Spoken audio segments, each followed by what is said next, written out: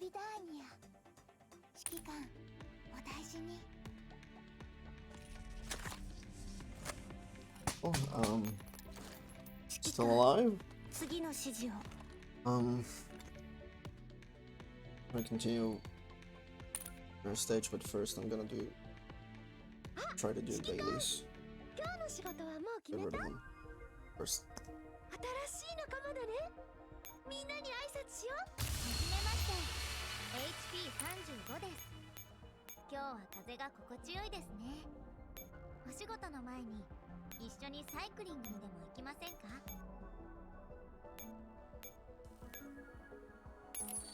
すみません。まだ強くなった実感という。すみません。まだ強く。すみません。まだ強くな。すみません。まだ強くな。すみません。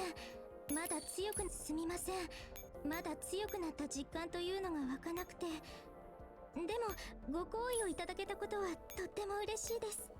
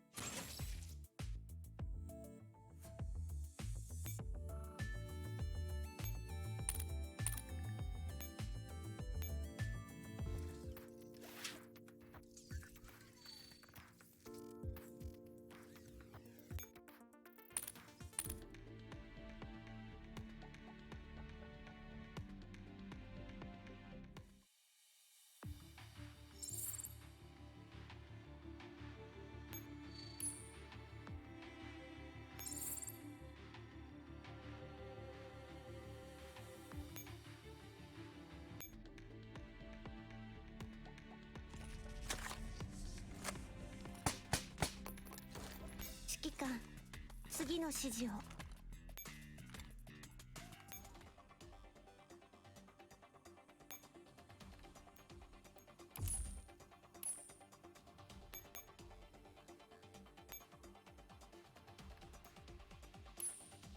任せろ。指揮官、デスクをきれいにしといたよ。次の仕事はちょっと寝てからでもいい？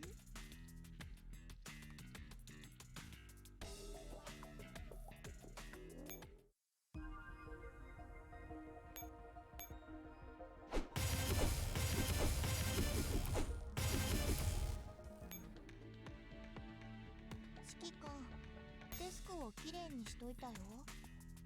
次の仕事はちょっと寝てからでもいい？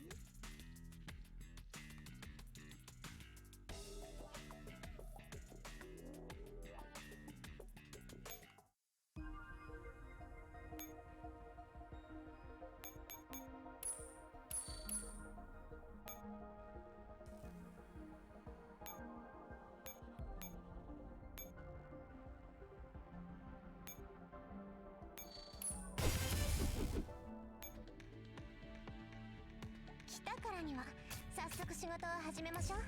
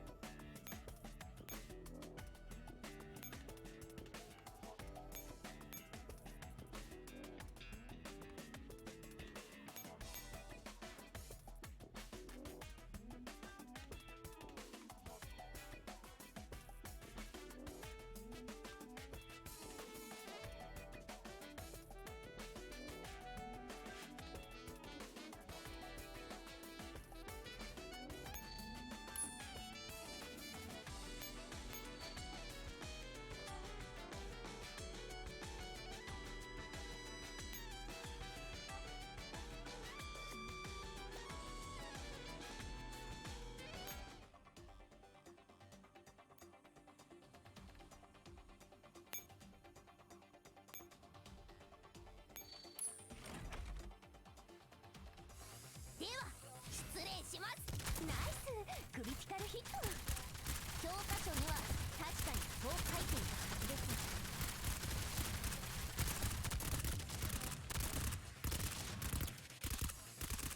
キモ、さっさと消えちまえ。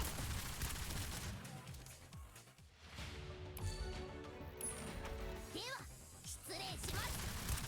教科書には確かにそう書いていたはずです。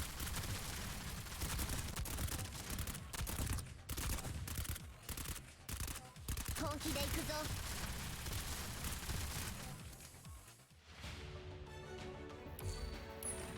では失礼します。バカにしないでください。ナイスクリティカルヒット。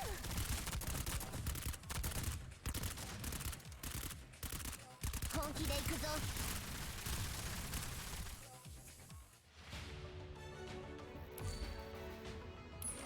では失礼します。教科書には確かにそう書いていたはずです。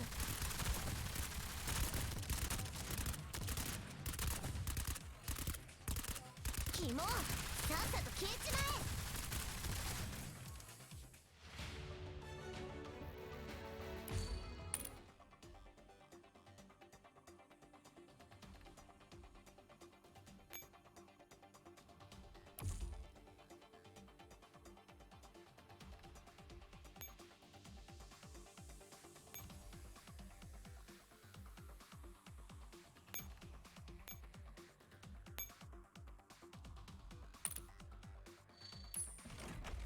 ハッピーマジックナイスクリティカルヒット。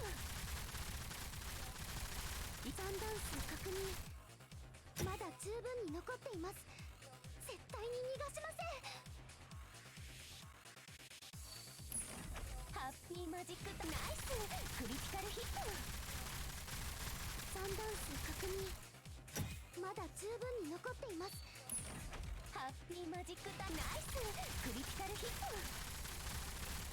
三段数確認。まだ十分に残って。ハッピーマジックナイスクリティカルヒット。三段数確認。まだ十分に残っています。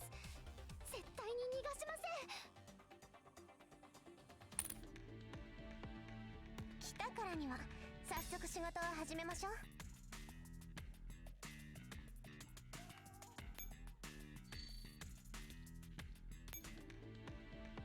来たからには早速仕事を始めましょう。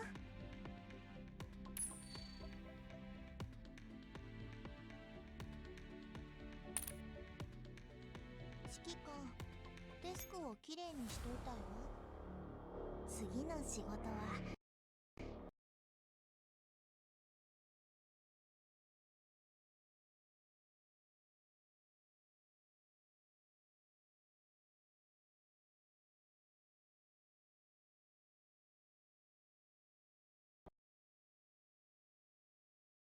Maybe this crashed.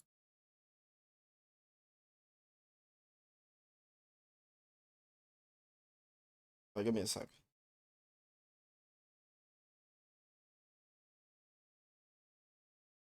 I'm just tired.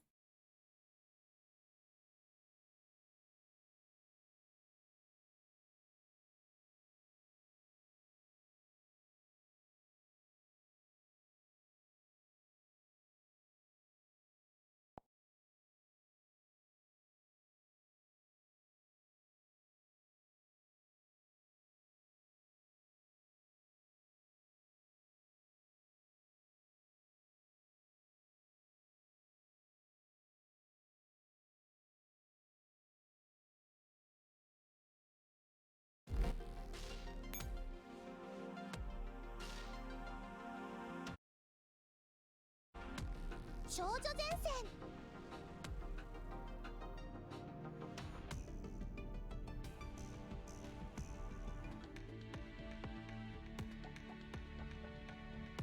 来たからには早速仕事を始めましょう。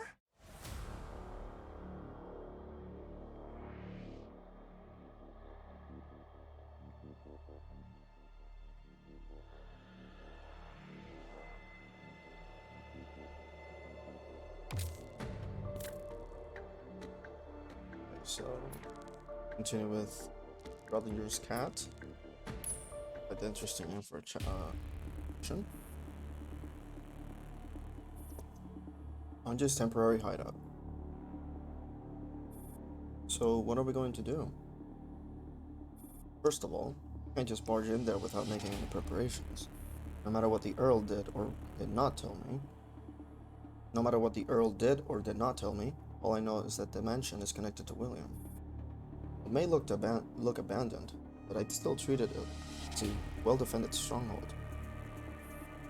I can't contact my subordinates. Yes, but only bring the ones that you absolutely trust. Hey, Krieg. How's it going?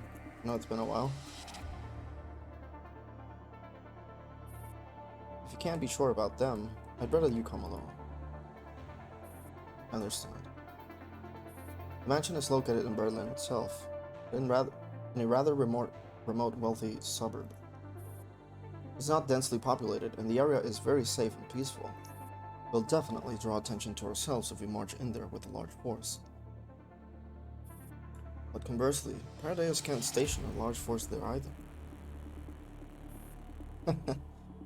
Doing well, doing well. Just been busy in the past week, but I mean, I will continue being busy following weeks. Hopefully not too busy. 94. You and Light take his men and stand at guard outside. Light at least has emergency law enforcement authority in Germany. Even if we end up drawing unwanted attention, we don't have to worry about things getting completely out of hand. Besides, we could use the backup. Understood. 15, 16, you two stay with me. We're going in through the front door. According to the latest intelligence, the mansion is currently uninhabited. Who knows if that's actually true? Still, right now I don't see the need to enter through another entrance. 15 will take charge of the assault, while 16 scans for electric signals. Report any discovery immediately. Understood. Understood? That's it. No plan, no strategy. Your only order, do not open fire. Of course, if you really run into Paradise goons, feel free to blow their brains out. I'll take responsibility. So, when are we setting off? We leave at 3. We must be well prepared for this. Anja puts away the map on the table and pauses.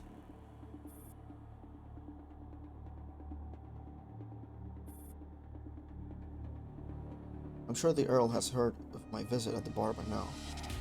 I'm giving him time to contact me. If I still don't hear from him by 3 o'clock, I'm not to blame. Sanjay? What? I would like to have a word with you. Ajay glances at the Defy members, who have gone off to make their respective preparations. Now? When else? Alright. Ajay pulls out a chair and gestures for Light to take a seat as well. What do you want to talk about? You're not trying to weasel out of this, are you? Of course not. I respect you and trust your judgment. I don't remember being particularly respectable. Goody two-shoes like you don't tend to mix with people like me, yeah?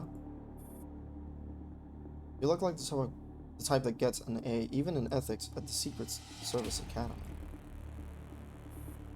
I never took such a class. You have a Secret Service Academy in the Soviet Union? Of course. Don't you have one in Germany? We got to pick our own dog partner in our first class. Then, for a graduation exam, we had to shoot it. How terribly cruel. Was it to ensure each agent's ability to follow orders without question? I think the instructor just preferred casts. Are you pulling my leg? Isn't it obvious? Please stop teasing me. I could really use your advice about something important. Have a fun weekend though. Went to a friend's 100 kilometers? Holy shit. From LA, I probably didn't click. Wow, it's quite the hangover, not gonna lie. Can't say I've tried that, but glad to know you're fine. Given the situation. Go on then. I'll try my best if it's something I can help you with. But don't get your hopes up. Like I said, I am no role model. I don't even know what I've done for you to think so highly of me. You're too modest, but that's not the point. I hope I can be someone like you one day. What do you mean, someone like me? Hero. All so-called heroes have their names etched onto memorials. Welp. It isn't a hero's nature to keep going forward no matter how many people have fallen before them. I wish to become just like you and all those who came before you, to devote myself to making this world a better place, even if it costs me my life. Are you too young to be talking about such things? I'm getting there, Miss Ange. At least I'm getting there. What gives you such notions? I know this may all sound very silly and childish to you, but I genuinely admire you because of everything you do. You do for the future of this world. This is neither silly nor childish. Light, idealists don't have a single place in this day and age. But that doesn't mean idealism deserves to die. It is extremely difficult to maintain such a pure and simple outlook like yours, which makes it all the more precious. Thank you. So is this what you need my advice for? Doesn't seem like it to me. Your will is strong enough as it is. No matter what I say, you believe in your own vision. Indeed. Light reaches into his pouch and fishes a cufflink. You? Miss Stacy has such funny words. Do all senior agents have to adopt a letter for their codename? They say it's because there just so happened to be 26 agents in the very beginning. The very first letter of the names were all different. And shouldn't you be L? Our codenames aren't determined by our names anymore. We choose a word that we like and take the first letter instead. The word can be a representation of the agent. So what's your word? Unknown. The nameless one. Quite edgy. So you're a senior agent? I thought you were Jay's subordinate. Jay has been taking care of me since I was little. My mother was his mentor. Also, I'm not a senior agent. Yet. Ajay studies Light's face and comes to a realization. You're getting cold feet. It would be nice if you didn't put it so bluntly. You make such a better agent than Jay. At least that's what I think. Jay simply operates in a different way. I'm still too young and inexperienced. I'm not sure if I'm ready to accept this cufflink yet. Light pinches the cufflink between his fingers and hands it to Anjay. Anjay pauses in surprise. Then she takes the cufflink and looks over it carefully. What difference will it make by accepting this? Nothing much, though my sister might get angry. Then what's the big deal? You're scared that she'll kick you out? It won't come to that much, I'm sure. We're very close. Light smiles a little sheepishly. Anjay shrugs and passes the cufflink back to Light, but he doesn't take it. What? I want you to keep it for now. Sorry? Anjay stares dumbfounded. Light places his hands on his knees and straightens up. I would like you to give it back to me when the mission is over. That is, if you believe I have earned this codename. You want me to adjudicate your graduation exam? Yes. I'm a Soviet. I know, but I can't think of a better adjudicator than you. Damn, A-OK, I didn't do much in Hinge stuff. I was drunk. I did call like 20 people on my Discord friends list and had an emotional breakdown. Oh god. Must have been quite the experience for them as well. Eddie wraps her fingers over the cufflink. Alright, I'm keeping it. But I won't go along with your teacher-student charade. Once this is over, no matter the outcome, I'm giving it back to you. Light smiles. Thank you. Anjay? RPK-16 comes over just as Light gets to his feet. What do you want? I'd also like to discuss something with you. Or do you have a problem with that? Did you two agree to take turns or something beforehand? Light glances at RPK-16, who smiles sweetly at him. He smiles back awkwardly and offers his chair to the doll before taking his leave. So, what do you wish to discuss? Anjay. 16 sits down with her hands on her knee. Her characteristic smirk has suddenly been replaced with a serious frown. Can we cancel this upcoming operation? What? Cancel it? Why? I don't think it's a wise decision. You should at least discuss it with HQ and the Neo-Soviet Union. I've tried to contact the old Misha, but he doesn't respond. I'm not even certain if he received my message. Don't you think you should wait? You think I have the luxury to wait? Besides, if old Misha is silent, what do you think he's doing? Big shots like them have no time for us. We have to rely on ourselves. Since when were you so cautious? I don't know. Maybe it's because of the change in perspective? Did 12 also consider so many things? Have to consider so many things? Huh. I used to find the two of you to be quite similar. But while she was in your position, her only consideration would be how to carry out my order. Now what destabilizing factors there are with my orders, not what destabilizing factors there are with my orders. That's just like 12. Everyone has absolute faith in her. 15 might be the only exception. 15 is just jealous of 12. Though even she herself isn't aware of that. Back to the subject. In any case, the operation has to go ahead. It's not up for discussion. You just have to think about how to do your job. 16 closes her eyes and finally reopens them. Alright, I understand. Good, it's almost time. Anjay stands up and in the conversation with 16. Let's go. Okay. Hey there, Tawar. I think this somewhat creepy doll has a point. Yeah, she does. Assuming, right, something happens, she's by herself, so what's going on with the commander's side? Nix's Knight.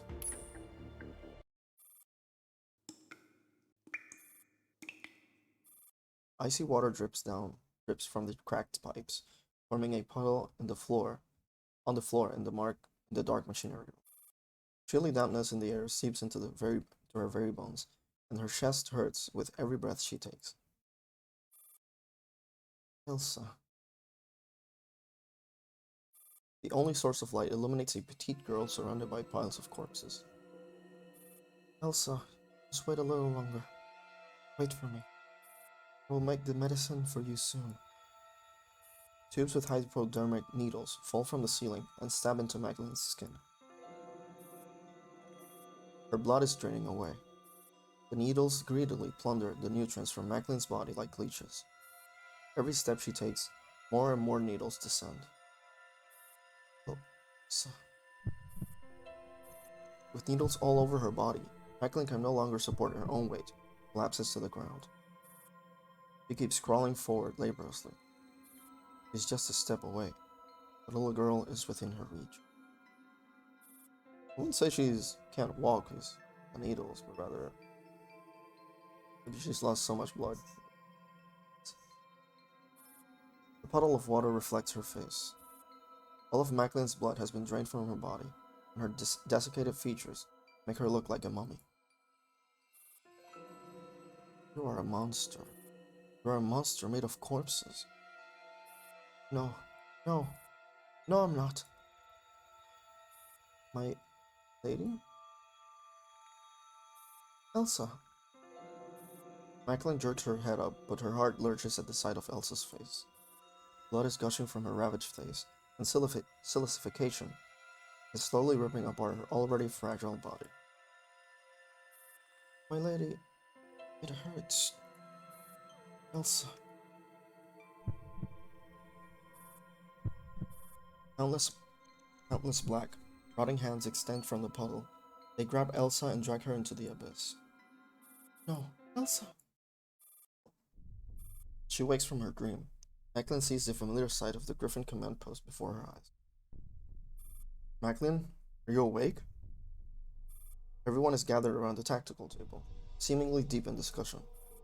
Commander looks over at Macklin lying on the sofa and frowns. What's wrong? You don't look too well. Whatever do you mean? She must be in a good mood to be sleeping so soundly at a time like this.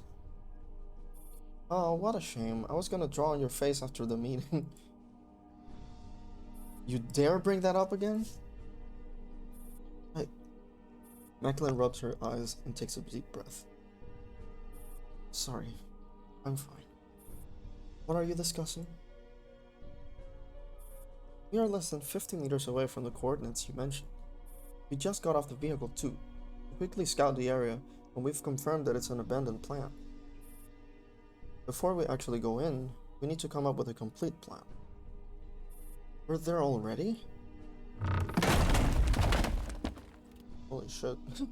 Macklin jumps up from the sofa, accidentally banging her knee against the coffee table. Careful. Ow. Still holding her bruised knee, Macklin stumbles over to the table. What a drama queen. Is this a map? Yes, it's a result of my scans. Does it differ from your knowledge? Are you sure you want to ask her? This is Paradeia's turf. I'm just making sure. If you don't trust her, you can stick to my map. Talk about a Morton's fork. Macklin quietly studies the cutaway map on the table. This largely matches up with what I recall from my memory. It's amazing. Can you really scan such a large area just from the entrance? I have a little expertise in this field, so we have a pretty good handle on the terrain. How about security? You didn't detect any Paradeia's troops or Nitos. It's empty, just like Macklin said. Most probably abandoned. Macklin, did you really escape from this plant? Yeah. Her nightmare threatens to overlap with reality. As Macklin studies the map, her vision suddenly goes black for a second, and she has to prop herself up by planting both hands on the table. She resists the urge to throw up and slowly calms her breathing. I was born here. I was subjected to Paradeia's modifications and experiments. When he discovered that I was a semi-immunosome, he decided to study the use of my blood as the base for a serum. His original objective was probably not to save people, but when I fled, I took some medicine that could cure ELIT patients with me. So, how did you escape? Back then, they were working to evacuate this place. I saw the corpses of the test subjects, movable equipment, and other items. I don't know what happened, but everyone was in a rush. While nobody was looking, I ran, and I kept running, until I reached Bonsdorf. Oh, how convenient. No, wait. That's called making your own luck, right? 15, you're really bad at snide remarks. Quiet, you. In that case, how can you be sure that the equipment for making the serum is still in there? What if they took it with them when they left? I don't think they did. The equipment was huge. It was basically installed into the building itself. Moving it would be pretty much impossible. Also, Paradeia's didn't place a lot of value on that experiment, so I don't think they would have spent too much effort on taking it with them. Well, it's not like we have a choice. Worth a shot, at least. The commander turns back to the map. They look up at the two team leaders and nod. Rosa, you and Squad Griffin will stay on the surface. If anything happens, notify us immediately. Similarly, if something happens on our end, we'll need your support. Got it. Bro, the AR team and Dandelion will come with us as we head down there. Once we find the equipment, we'll cover Macklin while she gets to work. We'll pull out the moment we have the serum. Hang on, you're going too? That's too risky, Commander. Indeed. I believe you should stay with Squad Griffin on the surface. That way, if anything happens, and respond on the fly. I understand your concern. Commander looks at Macklin. Seems oblivious to the cold sweat on her forehead, where her shivers betray her fear. But I'm worried about Macklin's mental state. Also, if even Dandelion says the interior looks safe, there shouldn't be a problem. Robin, you don't need to put yourself in danger. If there's an ambush, they'll start their attack from the entrance. When that happens, I'll end up being the closest to them if I stay in the truck. Fighting Paradeus, there's no safer place than by Dandelion's side. Oh, you're making me blush. Not like we can tell anyway. Thank you, Robin. Double check the map one last time. Confirm the routes we're taking to enter and exit. Dandelion has provided us with a complete map, so make sure we don't repeat our mistake in Bonesdorf. In and out, get it done ASAP. Yes, Commander. Understood. 45. No need to worry about our route. We'll adapt. Alright, so we're all clear. Get ready and move out. Yes, Commander. Interesting.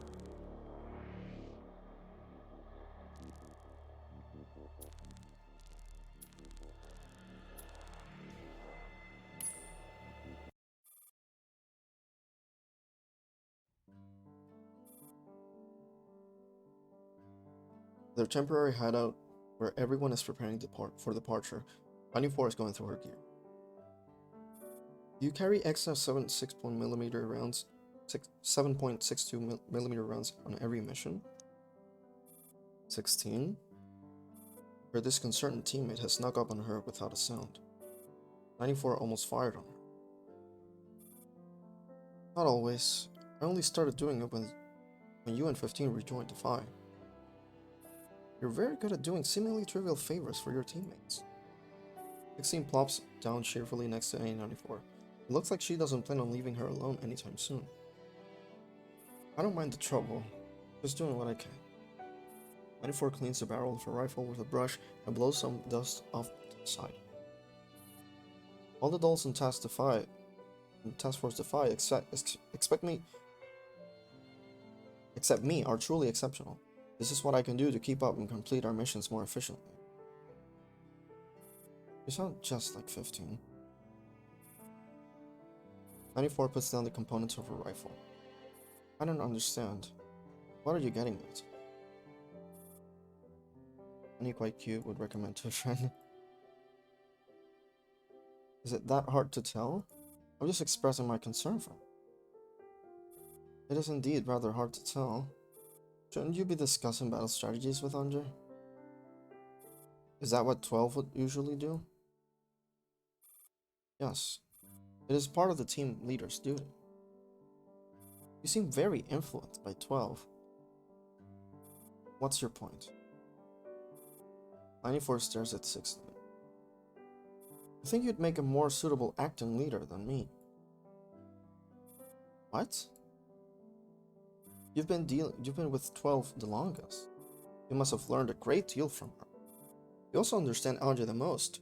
Besides, you make a lot of contributions that often go unnoticed. I can't think of any reason why you wouldn't be up to the task. But 12 chose you. Simply because I was the only one there. 94 shakes her head. 12 isn't someone who usually make important decisions based on such flimsy reasons. I'm sure she chose you because she knew you could do it. 16 is quite astonished. You really do trust her.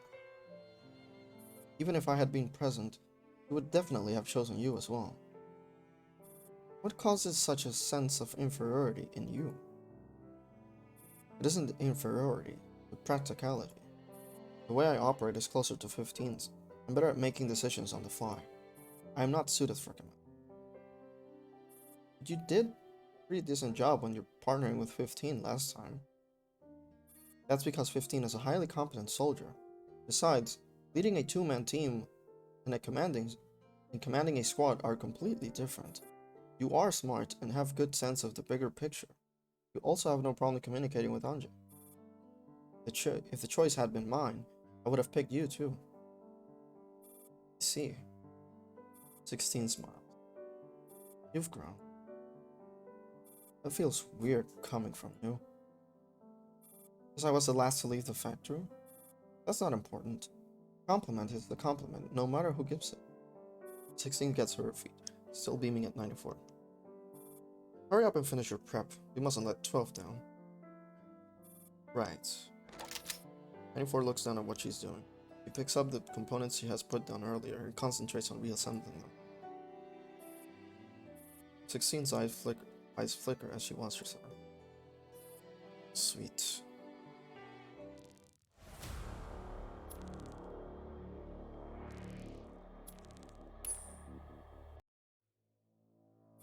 Interesting. 1528, Berlin time. Former residence of William, in the district of Neu-Tempelhof, Tempelhof, Berlin. 12 once told me that it's bad news for us whenever Anjay is all pumped up. I didn't take her seriously because I thought she was joking. What is it, 15? We're talking less. Usual. Oh my, does that bother you? How unexpected. I thought you didn't like me. It will jeopardize our mission if you're not in your optimal condition. Besides, you are the leader right now. Acting leader. Jeez. 12 left me with the worst possible job at the worst possible time. It means she trusts you. That is definitely the second largest mistake she has made in her life. Nonsense. I think you are a wonderful... second largest? What's her largest mistake then? That is a little secret between 12 and me. So, Anjay, let me ask you one last time. Are you really doing this? If you don't want to come, you can stay here with me. Sorry, forget what I asked. Miss Anjay, I'm ready over here. How many people do you have with you? Not many. They're all agents in my cohort. All trustworthy. Also, I haven't told them any specific details. They only know that they'll be playing Sentry. Good. You'll just have to wait outside, to stay outside and keep a lookout for me. I generally think RFK was honest and discussing. Yeah, maybe. Still want to know how the letters mistake works. I don't know. I won't make things difficult for you. If your superior demands an explanation from you, just pile it all on me. It's okay. We're all prepared to live with the consequences. Will Miss 94 be working with us? Yes, I will also be standing guard outside the mansion with everyone from the Stacy, in the case of an emergency. Grouping is different this time. Last time you stayed behind, Sanjay tossed me aside. That won't happen again. RPK needs to go in because we can't be sure if there will be any secret mechanisms or electronic installations in the mansion. Quite a mouthful. Don't worry, I will do my best to keep you all safe. That's not what I mean. Besides, we can handle ourselves just fine. We look forward to working alongside you, Staniford. We don't have much time. Light, have your men seal off the mansion. Don't let even a single fly in. Oh god. 15? 16? Let's go. Understood. Roger. According to the Stasis intel, this building has been uninhabited since a long time ago. The signs of age and dereliction shows all proved to be true. Andre walks up to the front yard. It must have been many years since the gardener last tended to. Other than a few buzzing bees, there's no sign of any other living creatures. This eerie silence haunts Anja. Her gut feeling tells her that she's in the right place. It's quite the wrong gut feeling. She will definitely find what she's after here. Are we entering through the front doors? I don't think it makes any difference whichever entrance we choose. Okay? No sign of anything unusual. If someone is lying in an ambush, even if we enter through another door, or even through a window, it won't do us any good. She crosses the wild and disorganized front yard and arrives at the main entrance of the mansion. Even now, it is still quiet as a tomb. Go take a look, 15. Understood. With a nod, 15 walks up to the doors and lays a hand on them. See anything in there? No, nothing out of the ordinary. Anja makes her way up to the front staircase and stops next to 15. She too takes her hand on the doors, places her hands on the door. Anja, what? Are you really going in? Of course. Have you noticed any problem? Other than the cleaner's botched job? Nope. But don't you think that that's what makes it so suspicious? You have a point. But we can't back down now. The more suspicious this house is, the more we can be certain we're at the right place. After one final pause. 15. Open the doors.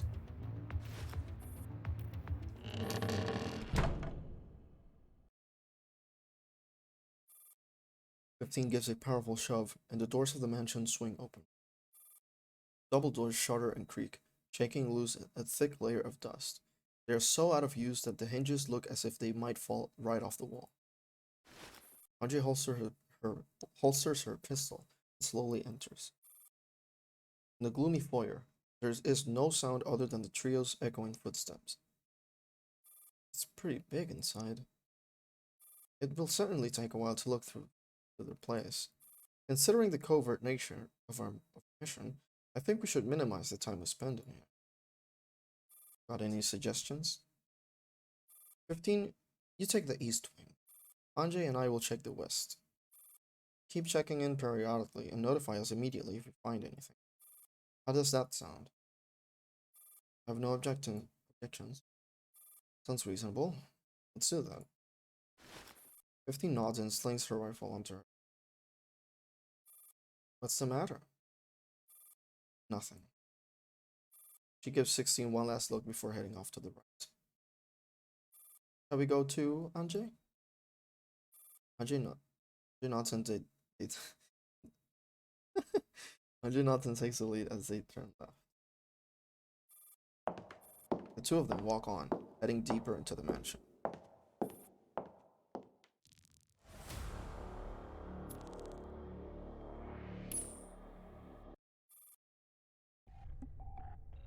Outside the abandoned underground plant on the outskirts of Berlin.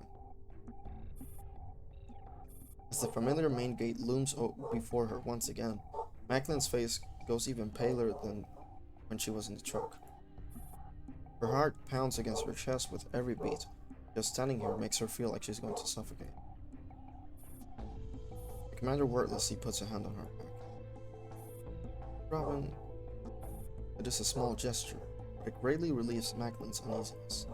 Even her breathing has slowed down. Heart is beating very fast, Macklin. Are you alright? My heart beats. Macklin puts a hand on her chest dubiously. Robin, does a corpse have a heartbeat? Huh? Have you finally gone mad? I am human. I do have a heartbeat, so I'm not a monster. I'm a human. As she mutters to herself, a surge of courage flows through her body. Macklin raises her head, looks at the sealed factory gates, and back at the commander. Let's go, Robin. Alright. I'm going to open the gates now. AK-15 gun. Well, why would there be an abandoned mansion? Yeah, although I'll be honest, I would like if the art they used was different, because this is the exact same mansion from chapter 12, I think part of Shattered Connection, Full Randomness, and now this campaign, so it gets kind of confusing. And also like the Halloween event, I think, like the one from last year. I think they would have automatic defenses in the area. Genuine question, I don't know. Maybe, but I mean, you could also hide in plain sight, so that's also something Paradise loves to do. Either way, it would be, I think, bad news. With a loud groan and creak, the gates slowly open up to either side. Yeah, like the Ghost Mansion. Yep. Let's go. Commander, please stay in the center of the group with Macklin. Top 2, you're on point with me. 15, cover our rear. 15 nods and trails behind the group wordlessly. As she walks past Squad Griffin, she exchanges looks with Barossa. The commander and the AR team enter the main gates of the underground base in silence. Oof. What's that all about? What do you mean? Don't play dumb. I saw it all. You exchanged looks with that pink-haired girl who loves blowing up. Oh god, even she's doing the memes. When did the two of you hook up? Colibri the biggest shit poster. Enough with the nonsense. Play your drone and keep your eyes open. Colibri stalks off sullenly. Barossa remains where she is, eyes scanning the floor which AR team just walked over. Back at the temporary command post. Barossa? 15? Something the matter? How much did you believe of what Macklin just said? I mean, what she said about the interior of the plant? Or how she escaped it? Dandelion will stay on top of things inside the plant, so I have no objections there. Her story about escaping sounds off to me. Indeed, it was too easy. That's not all. Let's give her the benefit of the doubt and say she really is innocent. But where does she end up fleeing to? Where did she end up fleeing to? Bonsdorf, which we know is pretty much a Paradise indoctrination center. So in the end, she never really escaped from them. Oh, new clothes? You mean like from the Angelia cosplay? Colibri's gonna give him the art run for. Yeah, I mean, I think Colibri is more old-fashioned, so maybe she's gonna be even more annoying by like gluing posters and shit on the base instead of just online. Also, when you were in Bonsdorf, Paradise responded extremely quickly, so I suspect they're aware of Macklin's location. Very suspicious indeed, don't you think? So, why didn't you go to the commander? This. Medicine is very important to the commander, so nothing I say now will make the commander call the operation off. Also, we don't exactly agree on how to handle Macklin. I'll admit that she puts on a very convincing show, but that doesn't mean I can't overlook all the suspicious things about her. So you've come to me instead? What do you have in mind? I checked Dandelion scans, and they're fine. However, the interior layout is extremely complex, so in case something happens, I need you and your squad to stay in there with us, ASAP. See, I get it. Rosa nods and produces a small vial from her tactical bag. What's this? A primitive tactical item. Basically, it's a very special powder that can only be seen under UV light. When you go in, scatter this along the way, and we'll know which route you took. If anything happens, I'll follow your trail and get to you as quickly as possible. It really is primitive, but effective, nonetheless. I also have plenty of UV flashlights. so you should take one too. Alright.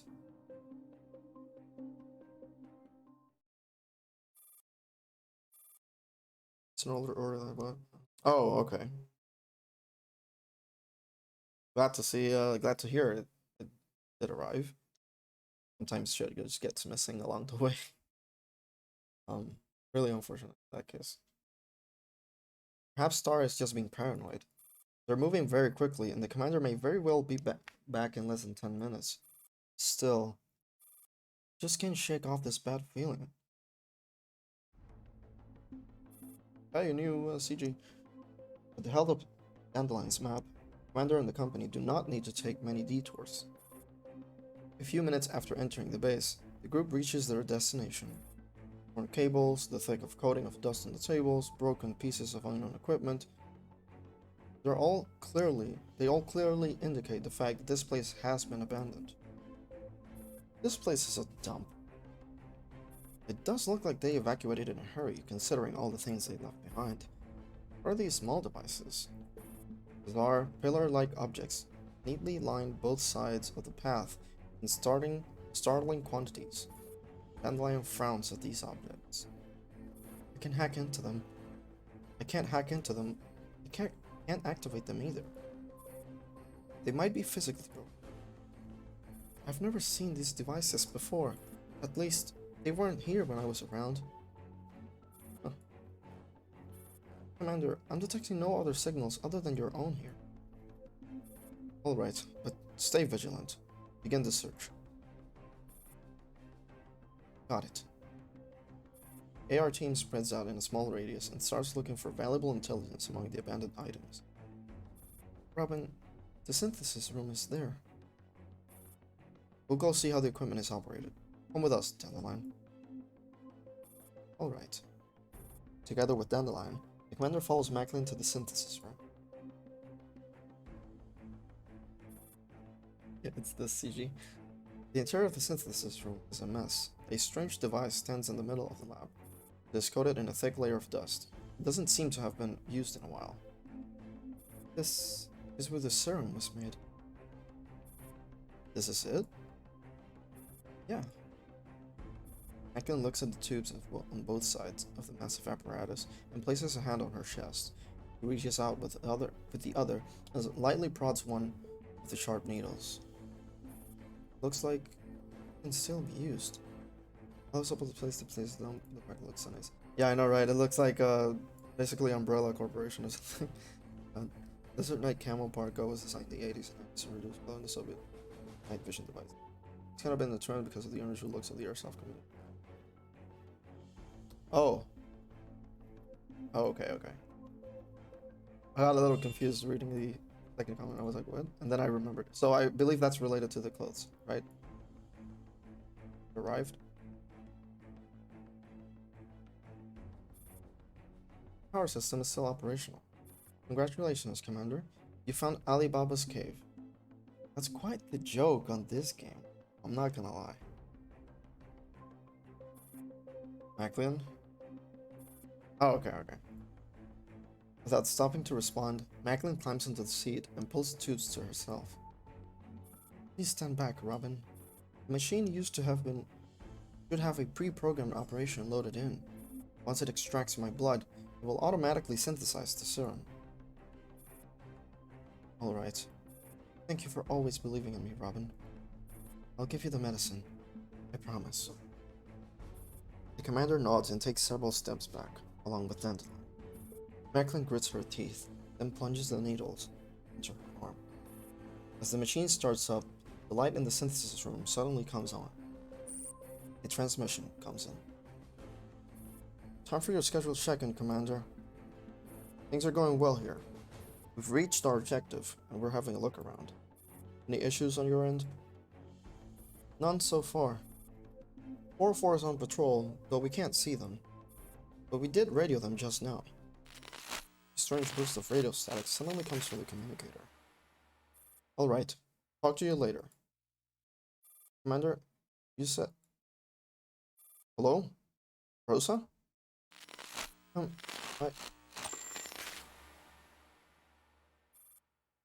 What happened? Commander. Macklin's face is suddenly contorted in pain. All of a sudden, there is a resounding mechanical roar, and the apparatus starts sinking with Macklin still attached to it. A bright indigo light shines on her face, casting a ghastly pallor onto her already gaunt features. Dandelion! Can't control it! No, that's not all.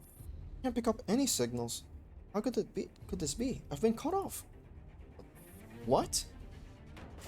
While the commander and Dandelion are still reeling in confusion, Macklin and the mechanical device have already sunk below the ground. In the blink of an eye, metal trapdoors slide over the hole left by the device, leaving the commander and Dandelion standing in an unfamiliar room. Macklin! Commander, this is bad, Commander! Just then, Sub 2 runs in, followed by Star and Roar, who both look very alarmed. Those little things outside, those pillars, they started glowing all of a sudden. Commander, our connection with the outside world has been cut off. We can't pick up any signals and we can't communicate with the people on top. It's a trap. I told you it was a trap. Rosa, 45? What should we do, Commander? Dandelion, didn't you say this place was safe? Dandelion stares at her hands in a daze. She is completely engrossed in her thoughts and doesn't seem to have heard Rose's question at all. I don't know. I've never felt this way before.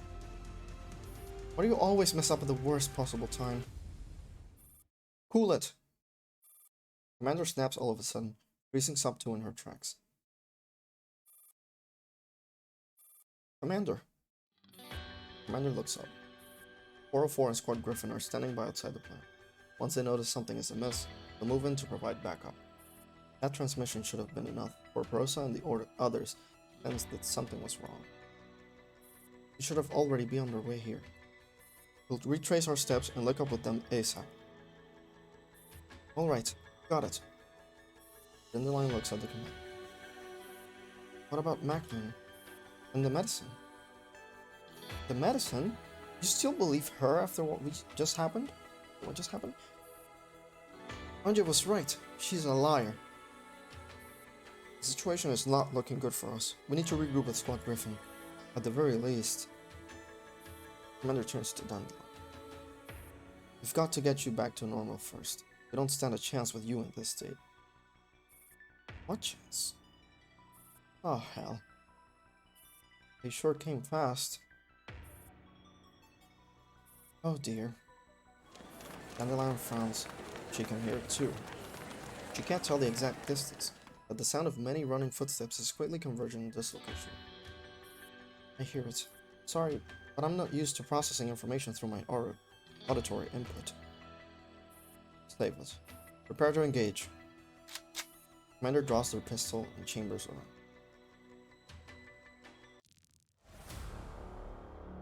Kinda said like MIA, actually. For a second. Okay, action. 38K. Let's feather off. Apparently a new unit.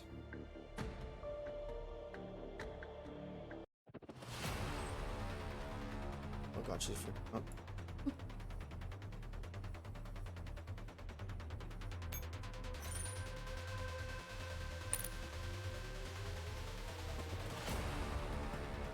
I don't even know what to bring with me.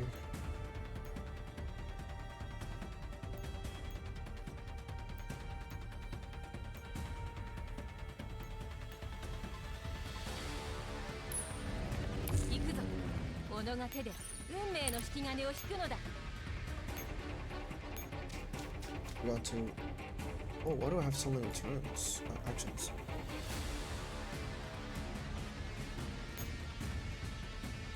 Have to.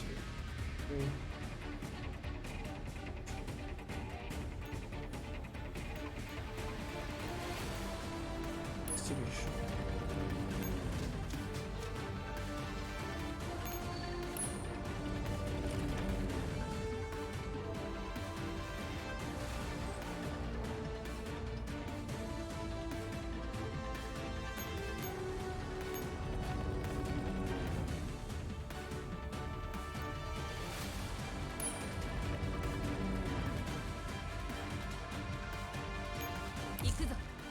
Oh yeah, that's one way of making nodes. Occupy less space, quote unquote.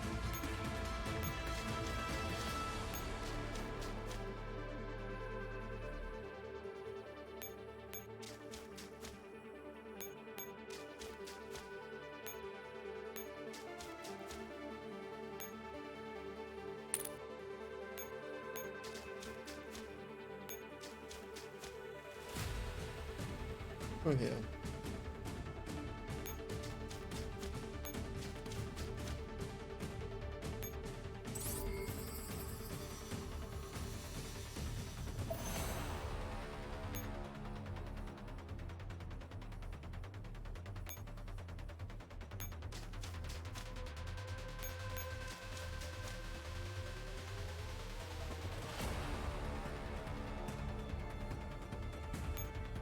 Yeah, I'm trying to do the same thing. I don't want to leave ranking for the last day or the last week, because you know, shit happens. Way more than I think it should on ranking maps.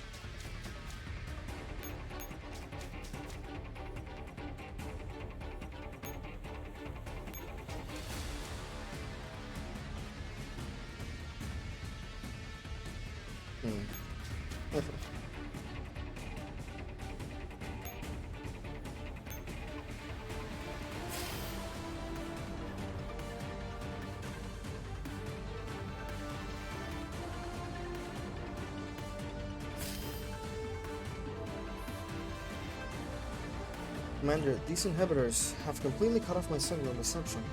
Unfortunately, you're on your own. What? Okay.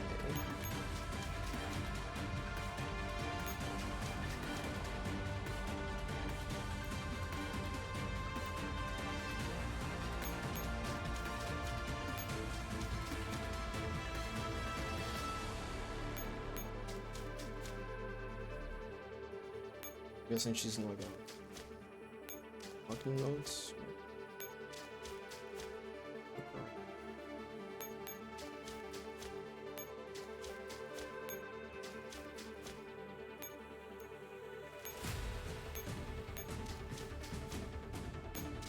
Your involvement in the game has pissed me off. Sorry for the other episode. Yeah, I'm gonna, like, whenever I start ranking, it's gonna be for this end. I'm kind of glad that they changed the way the rewards work, though it could be only for this event. So.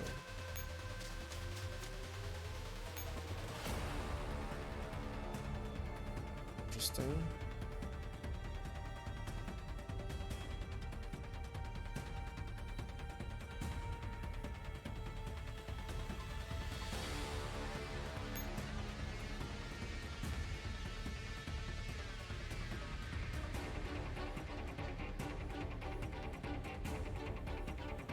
Sure what they do, but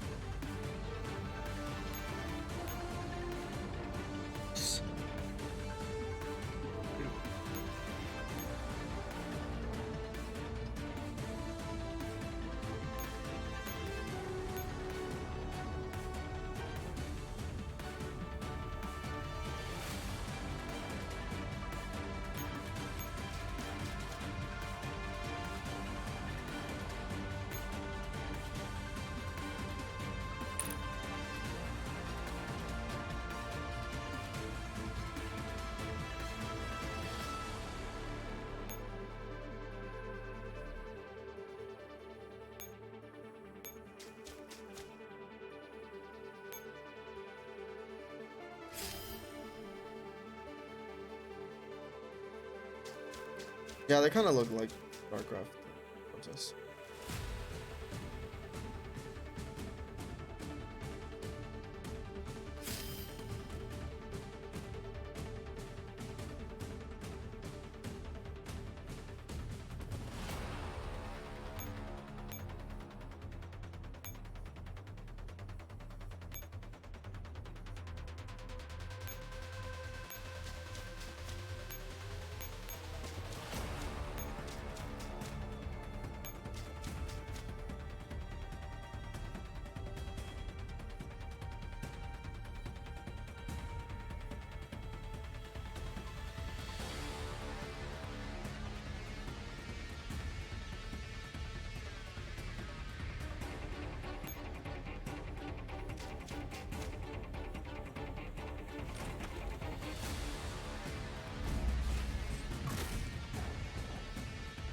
我は決して逃げぬ。戦うことですが解決できぬというのなら、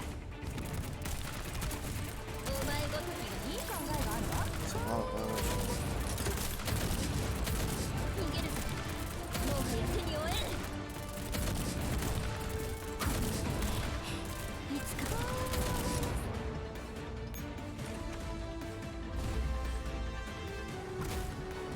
我は決して逃げぬ。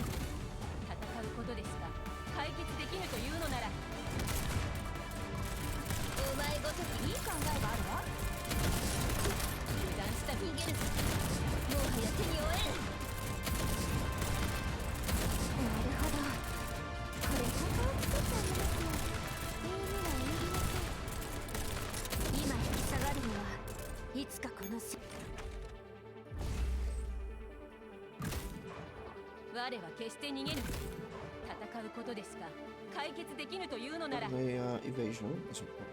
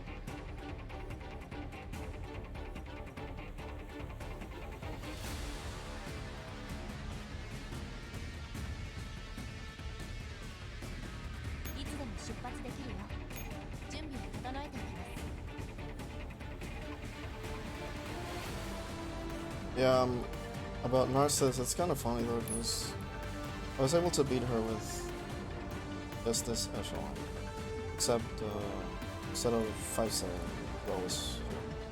It was actually kind of funny. The mission was annoying. It had like a secret condition, and I was like, okay, well, I don't know what it is, but then after spending like an hour, I beat her. And the mission just ends, and I'm like, well, that was anticlimactic. Had I known that earlier, I would have definitely tried them. Nice.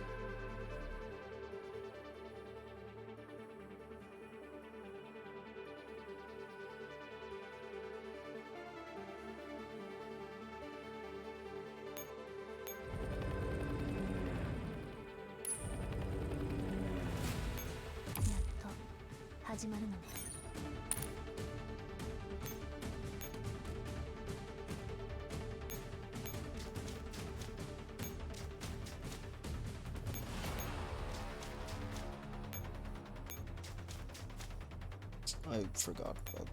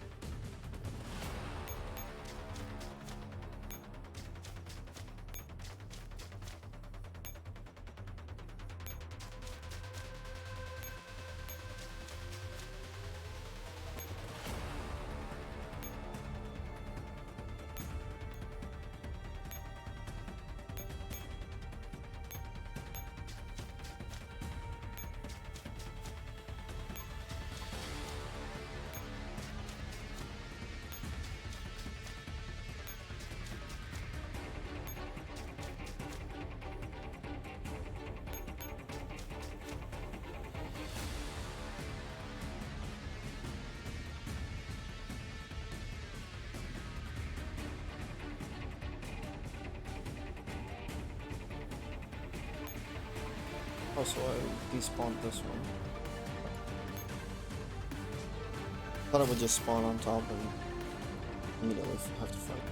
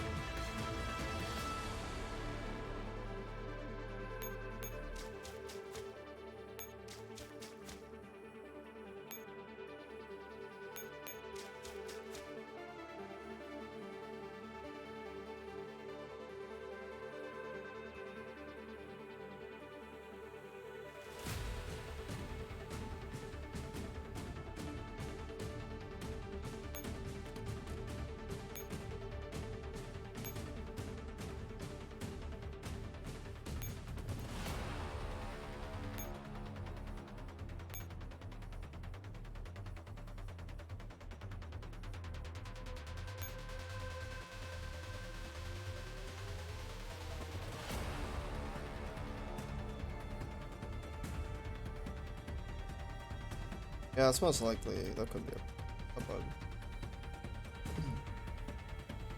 Like you can, I don't know if they fixed it, but you could use coalition echelons to break Arctic warfare. Because some missions had limits of how many echelons you could place on the map, and so for some reason coalition echelons were not counting as those echelons.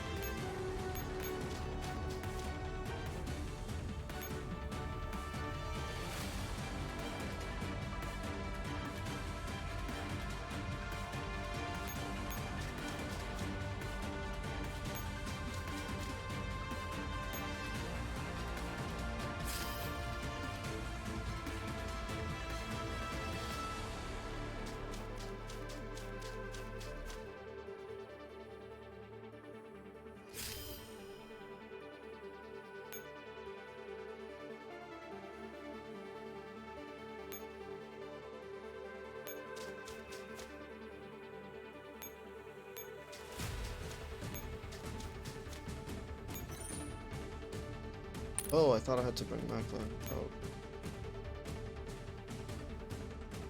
Ah, shit.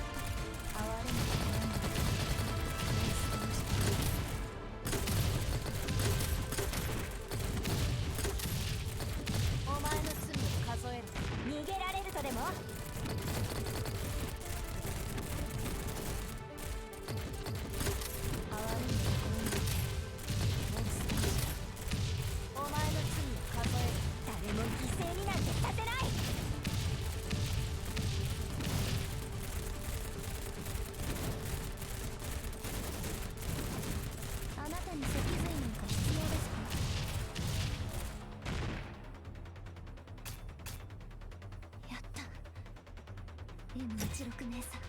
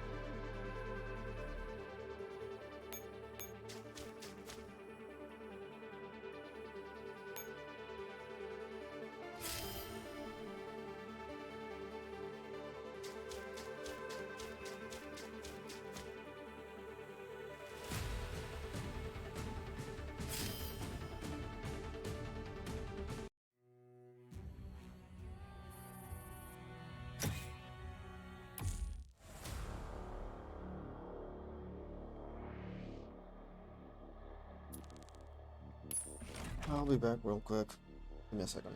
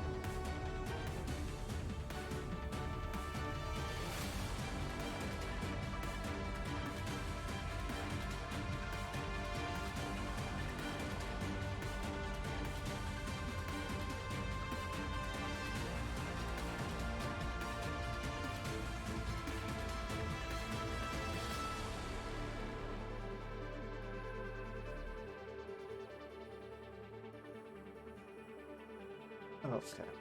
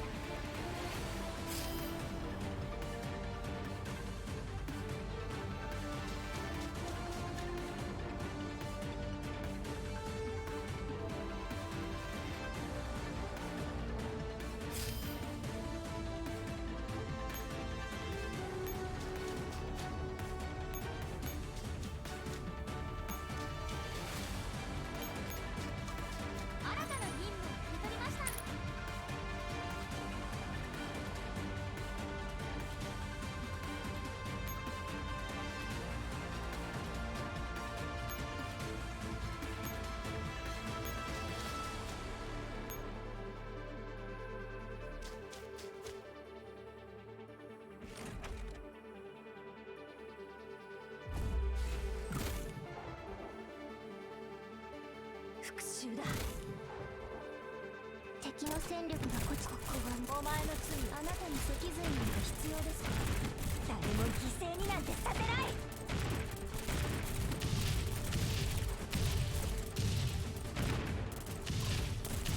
予想外。負けるものか。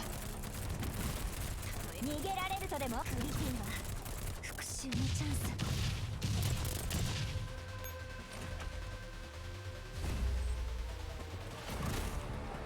復讐だ。ここは正義に裁きを。復讐のチャンス。このチャンスを逃しはしない。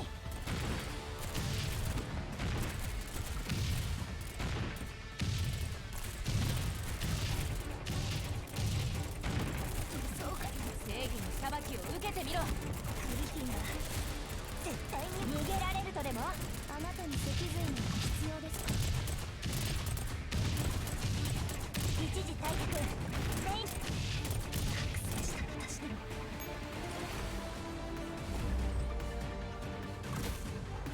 復讐だ。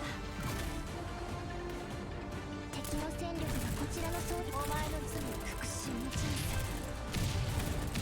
これ結構効きますよ。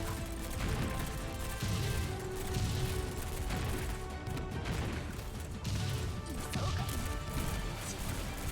正義をくれようと。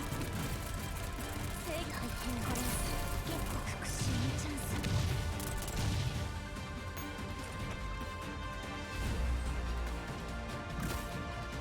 復讐だ。一時退却。正義に裁きを受けて。復讐だ。敵の戦力。ここはもうダメっす。あなたに脊髄なんか必要ですか？逃げられるとでも。そ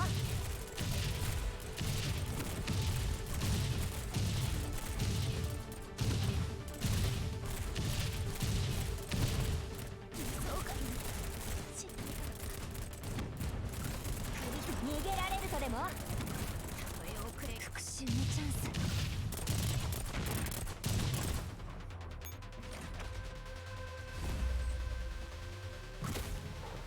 復讐だ。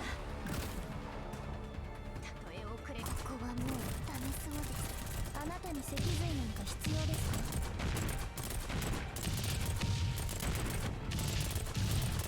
グリフィンは絶対に負けない。一時退却。敵の戦力がこちらの想定をはるかに上回っている。復讐だ。敵の戦力がここはもうダメそう。哀れむところなんてもう捨てました。誰も犠牲になんてさせない。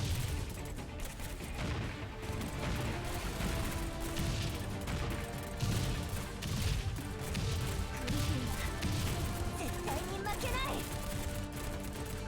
お前の罪を数えろ。一時退却。そうか。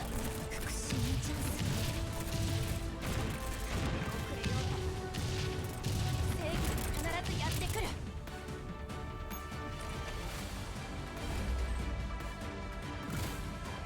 復讐だ。敵の戦力がここはもう。負けるものか。あなたに脊髄なんか必要ですか？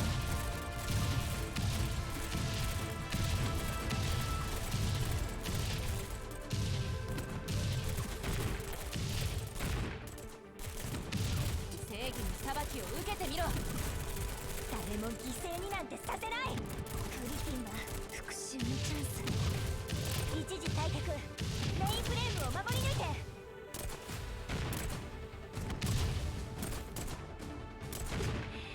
覚醒した私でも。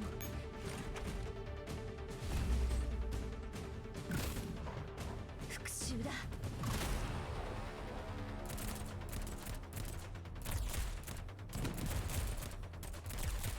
負けるものか。あなたに脊髄なんか必要ですか？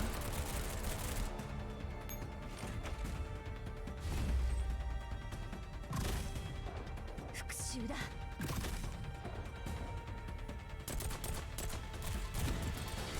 負けるものか。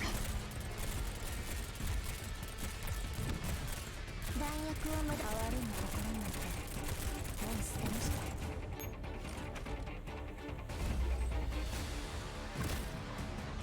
復讐だ。正義の裁きを受けてみ。哀れむ心なんてもう捨てました。復 I 讐 forgot だ。 about that.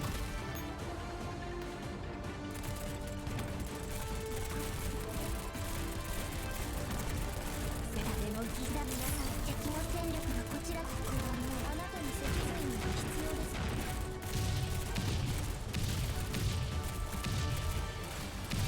そうか。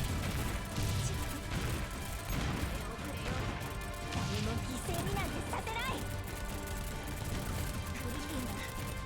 一時退却。哀れむ心なんてもう捨てました。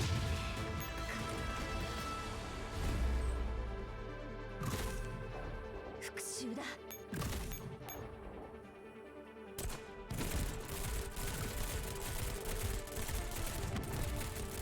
こんな皆さんは敵の戦力。ここはもうダメそう。あなたに脊髄なんか必要ですか。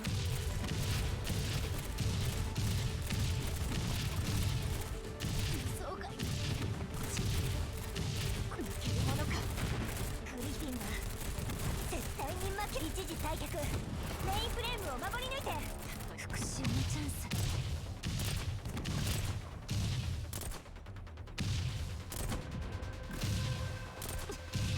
覚醒した私でダメだったのか。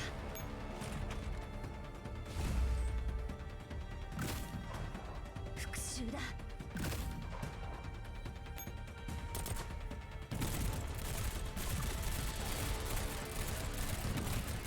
およこれ結構ここは敵の戦力。あなたに脊髄なんか必要ですか。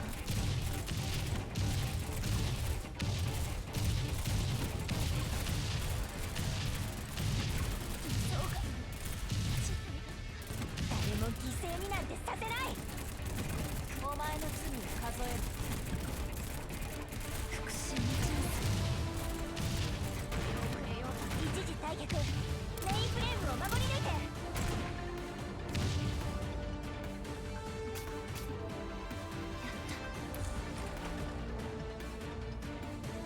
Interesting to say the least.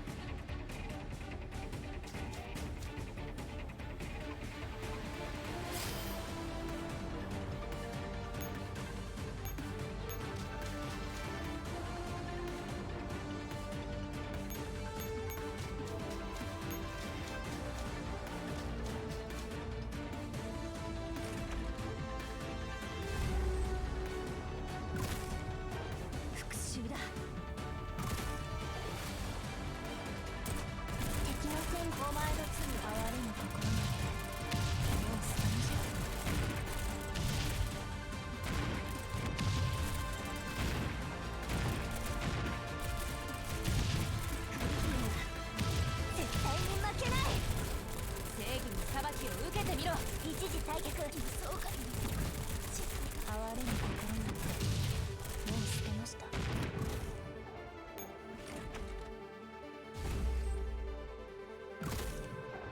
復讐だ。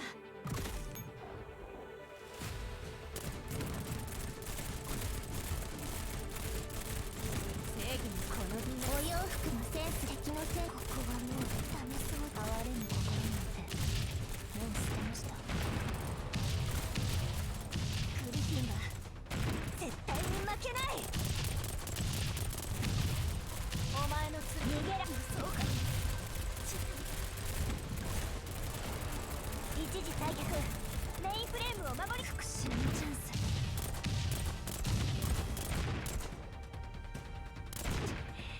覚醒。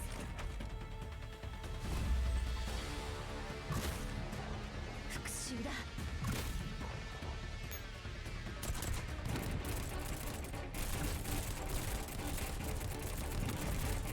逃げ。もう弾薬は無駄。敵の戦力が。ここはもう哀れむ心なんてもう捨てました。輸送艦に遅れようと。このチャンスを逃が。グリフィンは一時退却。メインフレームを守り抜いて。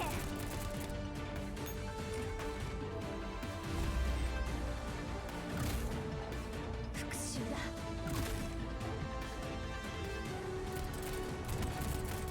負けるものか。あなたに脊髄なんか必要ですか？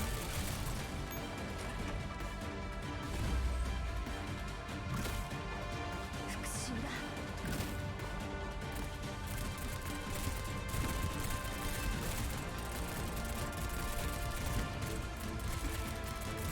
正義だ。一気に片哀れむ心なんて。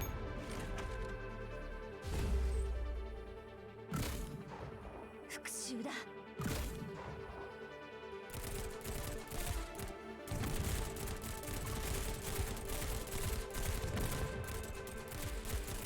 おまもう一気に片付けます。敵のせい。ここはもうあなたに脊髄なんか必要ですか？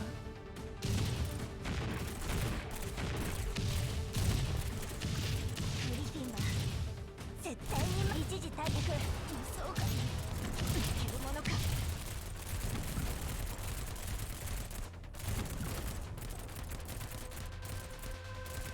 復讐のチャンス。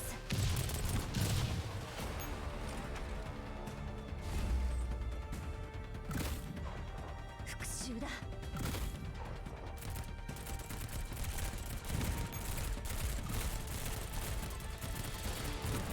一気にもう逃げる。負けるものか。敵の戦力。ここはもうダメ。あなたに脊髄なんか必要ですか？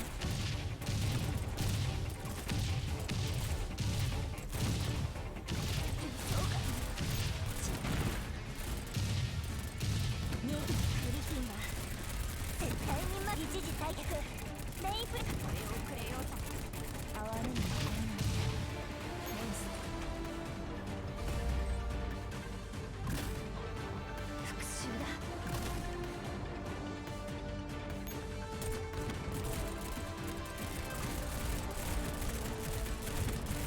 これ誰もお前の罪を数える。ここはもうダメそうです。敵の戦。あなたに脊髄なんか必要ですか？輸送艦にこれをくれようと。このグリフィンは絶対に負けない。一時退却。メインフレームを守り。復讐だ。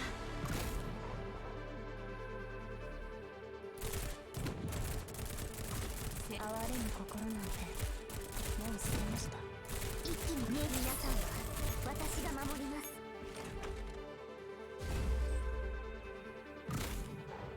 復讐だ。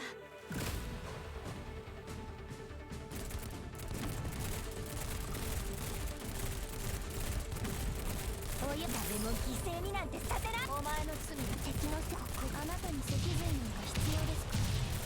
グリフィンは一時退却。メインフレームを守り抜いて。輸送艦にお前の罪を数える。これをくれようと。哀れむ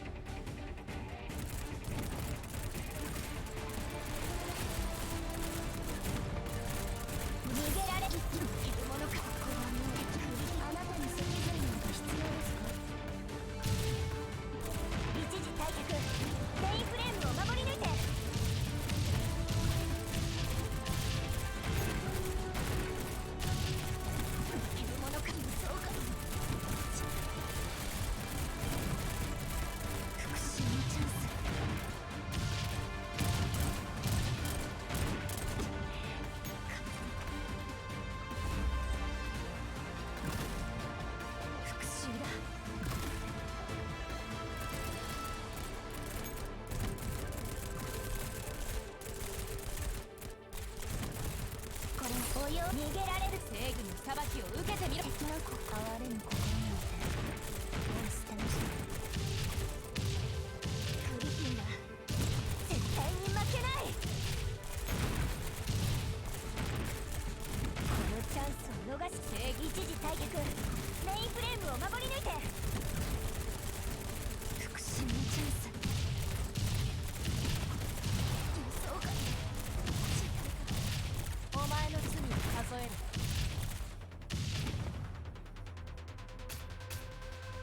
やった。16名さん、またやりました。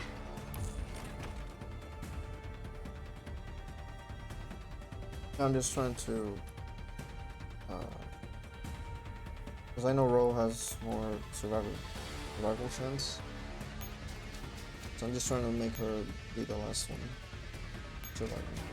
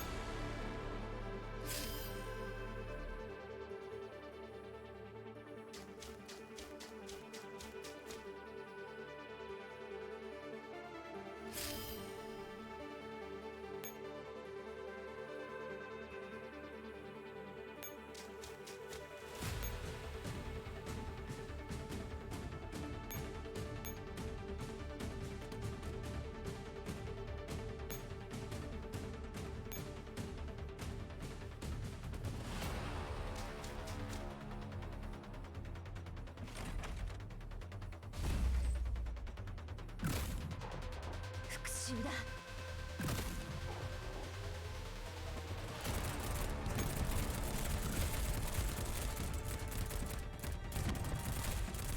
これ敵の手、ここは無駄。復讐のチャンス。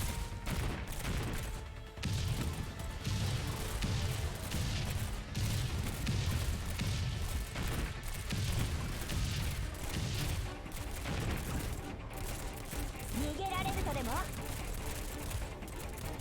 そうか。哀れむ心なんてもう捨てました。グリフィンはこのチャンスを逃しは一時退却。メインフレームを守り抜いて。復讐のチャンス。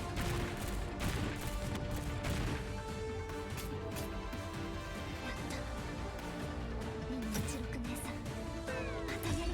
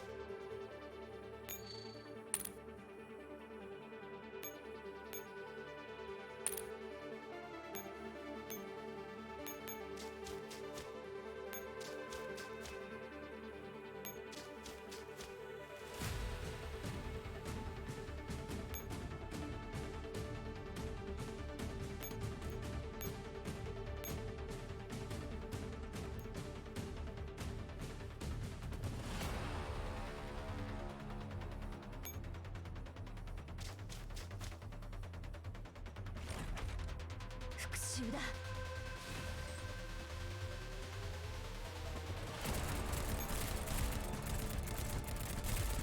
哀れむ心なんて復讐だ。敵の戦力がこちらの想定をはるかに。ここはもう復讐のチャンス。このチャンスを逃しはしない。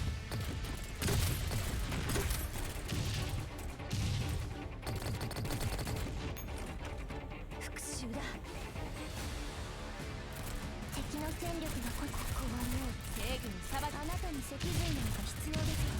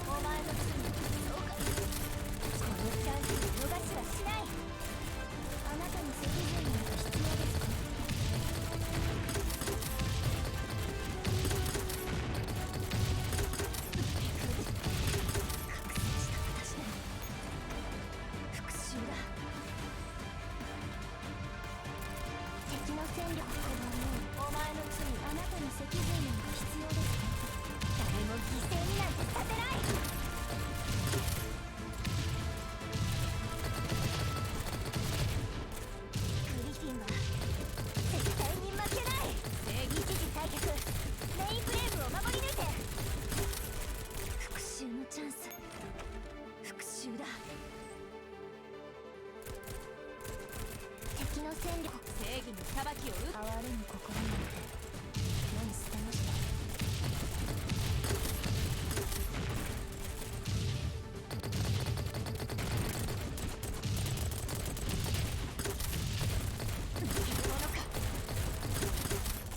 誰も犠牲になんてさせない。あなたに脊髄なんか必要ですか？グリフィンは絶対に負けない。一時退却。メインフレームを守る。正義の裁きを受けてみろ。復讐だ。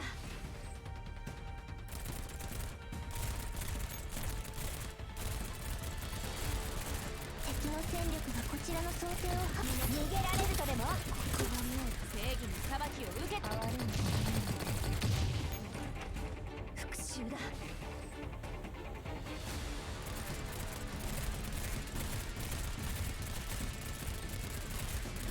皆さん敵の戦力を逃げられ哀れむ心なんてもう捨てました。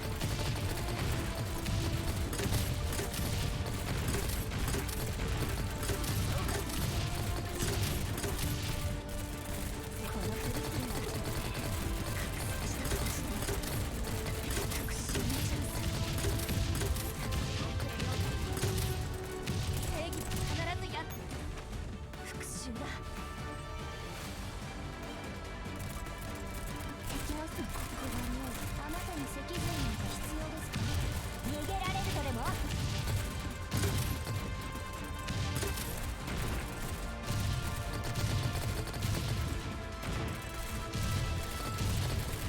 負けるものか。このチャンスを逃しはしない。哀れむ心なんてもう捨てました。グリフィンは絶対正義の裁きを受けてみろ。このチャンスを逃しはしない。一時退却。覚醒した。復讐だ。正義にここは復讐のチャンス。このチャンスを逃しはしない。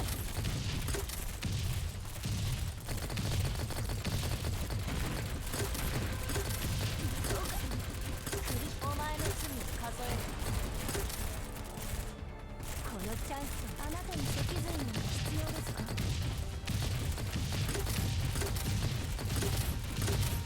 声をくれようと正義は必ずやってくる。復讐だ。敵の戦力がこちらの想定をはるか。お前の罪哀れむ心なんて目を捨てました。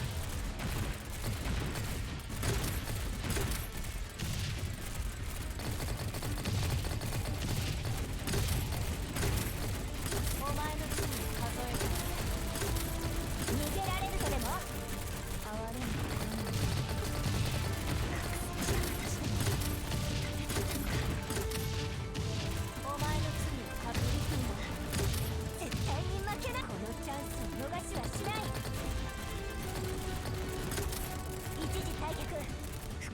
チャンス。復讐だ。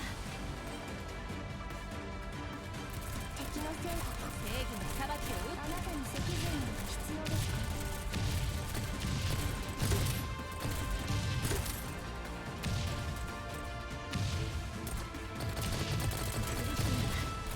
絶対に負けない。お前の罪を数える。そうかい。逃げられるとでも？あなたに脊髄など必要ですか？くれようと。一時退却。メインフレームを守り抜いて。復讐だ。負けるものか。あなたに脊髄など必要ですか？誰も一気に片付けます。皆さん、私に加勢を。もう安心です。敵の戦力がここはもう楽しそうです。そうか。負けるものか。あなたに脊髄なんか必要ですか？グリフィンは絶対一時退却。メインフレームを守り抜いて。復讐だ。敵のせい。ここはもうお前の罪を数え。あなたに脊髄なんか必要ですか？誰も犠牲になんてさせない。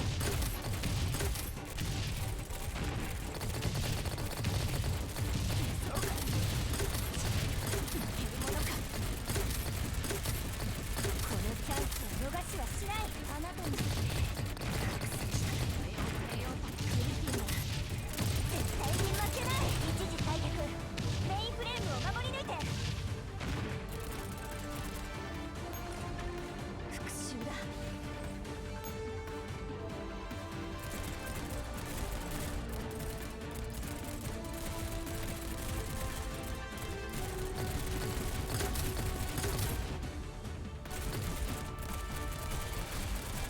この正義の差。敵のせい。復讐のチャンス。グリフィンは絶対に負けない。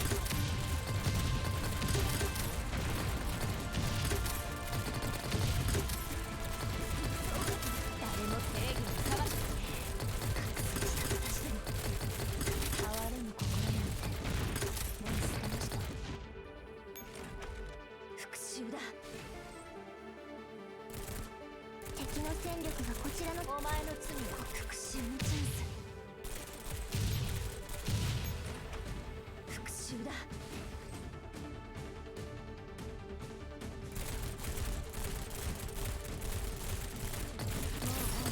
お洋服のセンスがなってないですわよ。このお前の罪を数え。敵のせい。ここは哀れむ心なんてもう捨てました。そうか。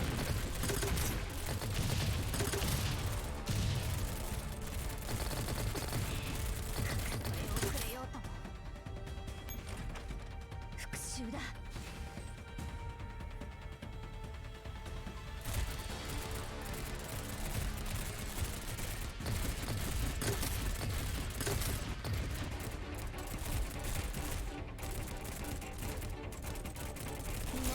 誰も犠牲。お前の罪を数える。ここはもう敵の戦力。あなたに脊髄なんか必要ですか？グリフィンは絶対に負けない。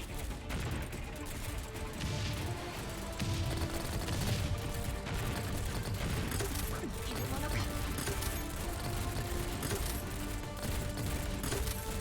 復讐のチャンス。一時退却。メインフレームを守り抜いて。復讐だ。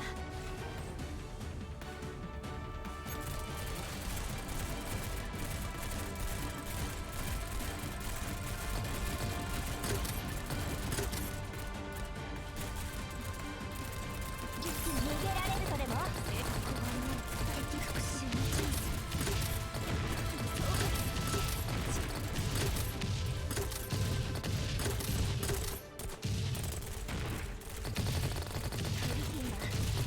逃げられ。正義の裁きを受けてみろ。一時退却。メインフレームを守り抜いて。哀れむ心なんてもう捨てました。これをくれようと。正義は必ずやってくる。覚醒した私でもダメだったのか。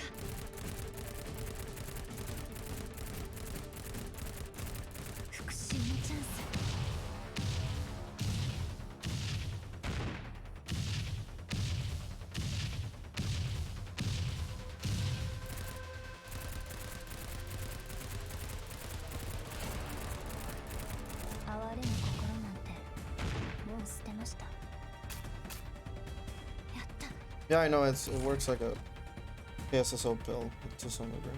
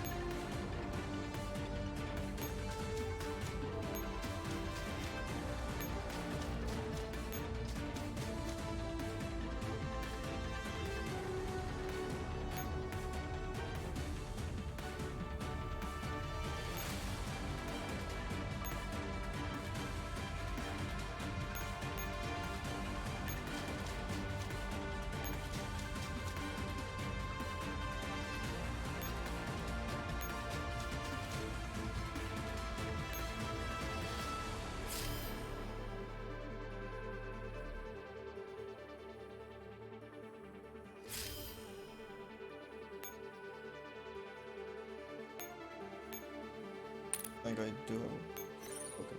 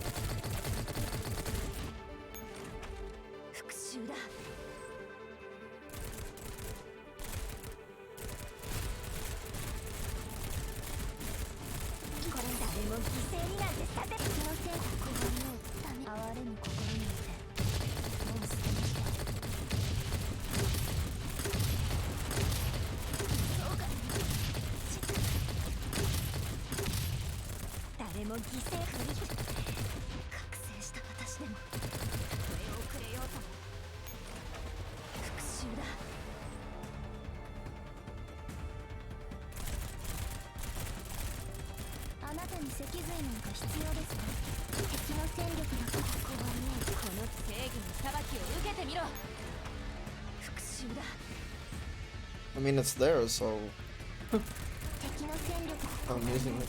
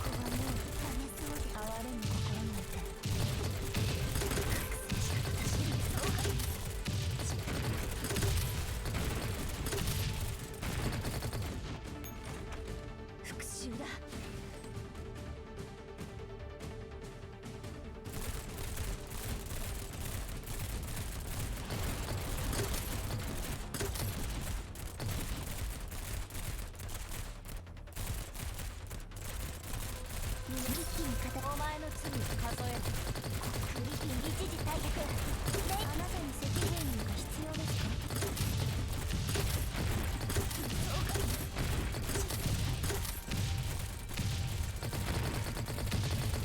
一気にお前の罪を数えるロックの私のと哀れむ心なんてもう捨てました覚醒した私でも復讐だ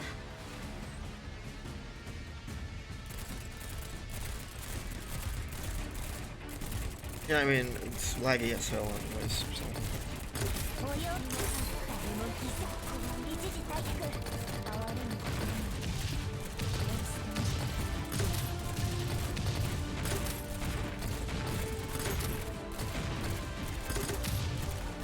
一気に片付けます皆さん私に加勢をお前の罪を数える復讐のチャンス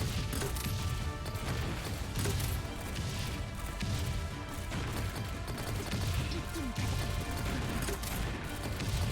正義の裁きを受けてみろ復讐のチャンス敵の戦力がこちらの想定をはるかに上回っています撤退ですお前の罪を数える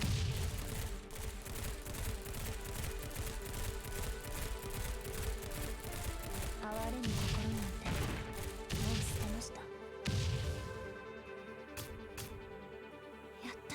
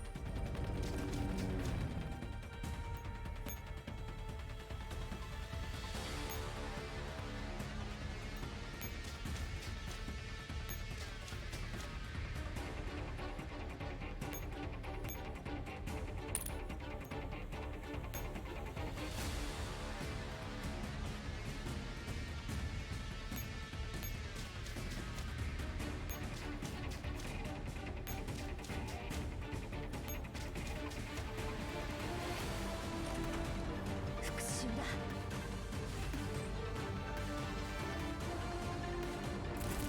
お前敵の戦国は哀れむ心なんてもう捨てました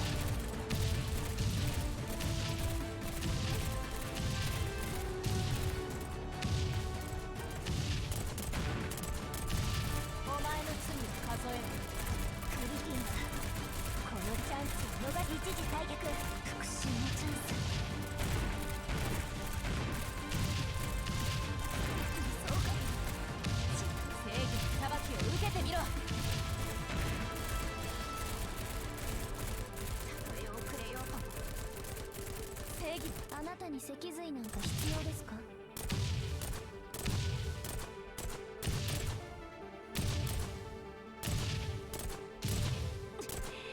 覚醒した私でもダメだったのか復讐だ Yeah, but I'm not trying to use SF units, otherwise I would have most likely beat this.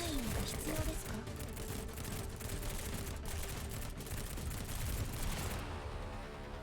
ここはもう一時退却メインフレームを守り抜いて予想外のちっとにか抜けるものかあなたに脊髄なんか必要ですか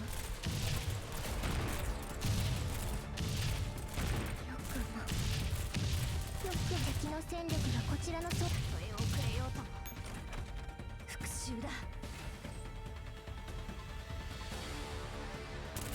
Yeah. 正義の復讐のチャンス誰も一気に片付けます復讐だ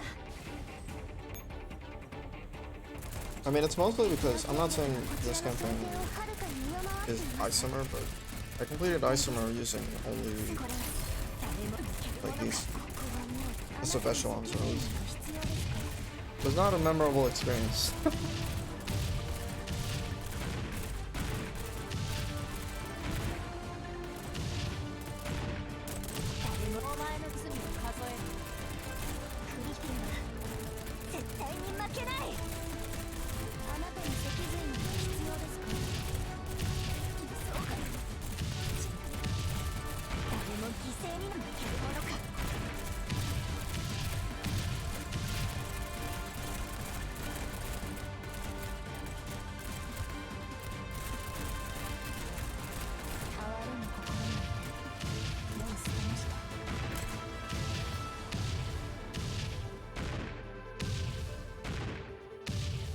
Oh, that sucks. やった I mean, the game itself is also really laggy. So.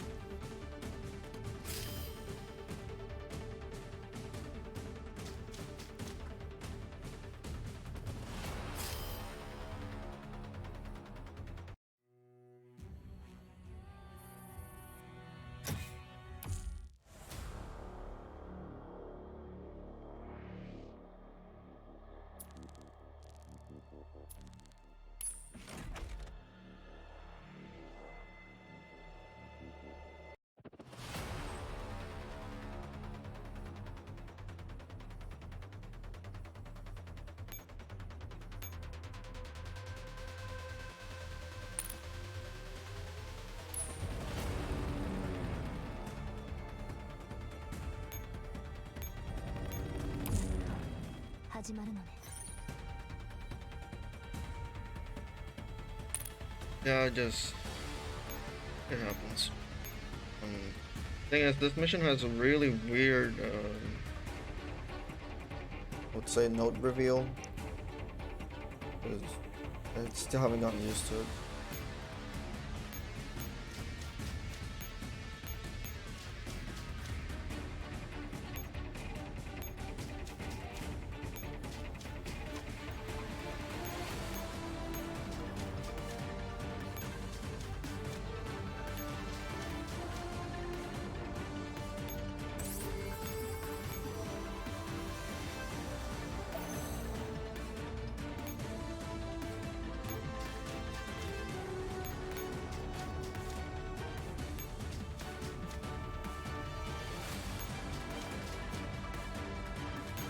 Oof.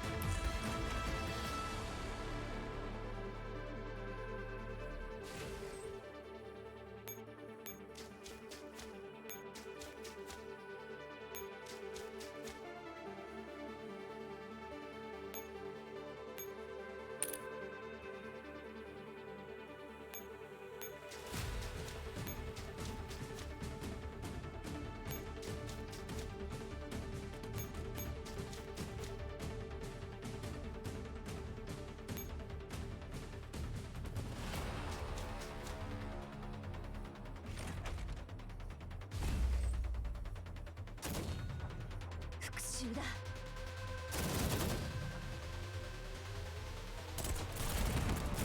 正義の裁き、復讐のチャンス。一気にこのチャンスを逃しはしない。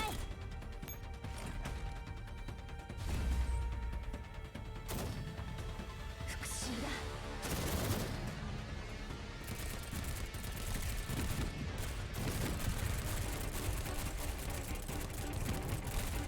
一気に皆さん逃げられ。正義の裁きを一時退却。ここ哀れむ心なんてもう捨てました。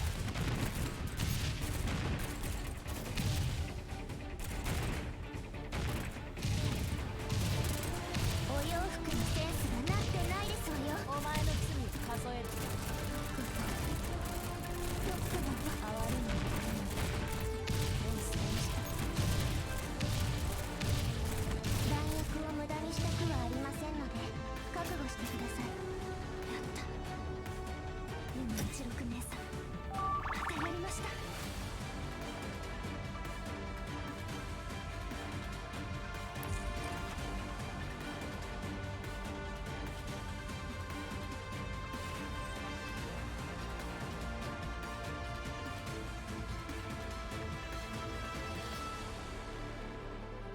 The thing is, if I don't walk to this heliport, none of this is going to be revealed.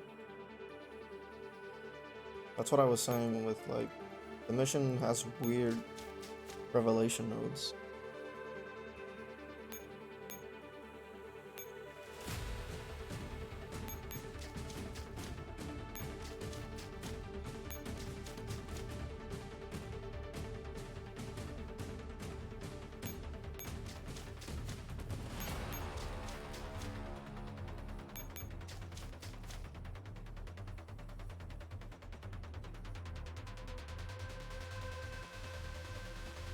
Never mind.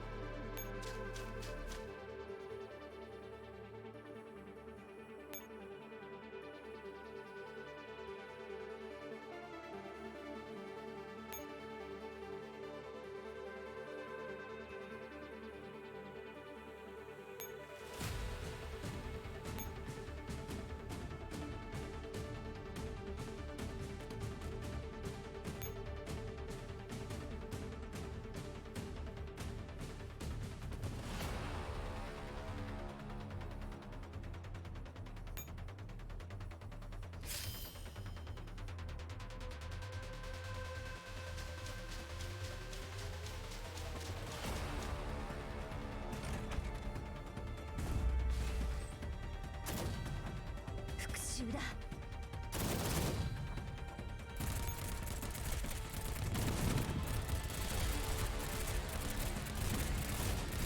これダウンけるものか。ここはもう一時退却。メインフレーム。あなたに脊髄なんか必要ですか。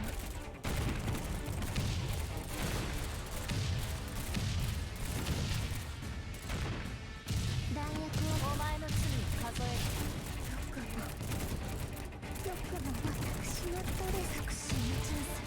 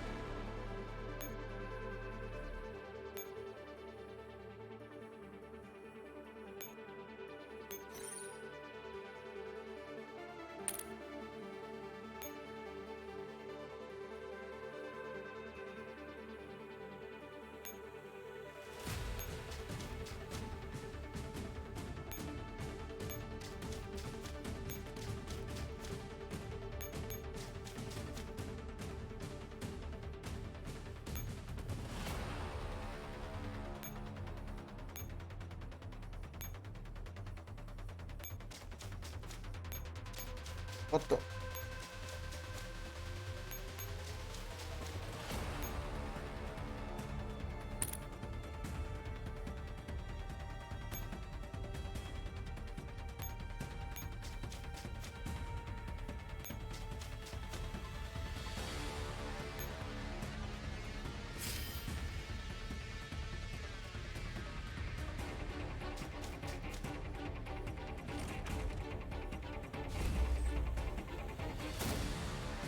復讐だ。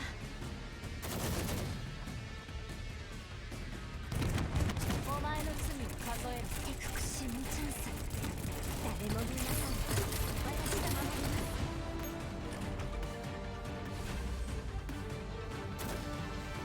復讐だ。これをくれ。敵の戦力がこちらの想定を復讐のチャンス。逃げられるとでも。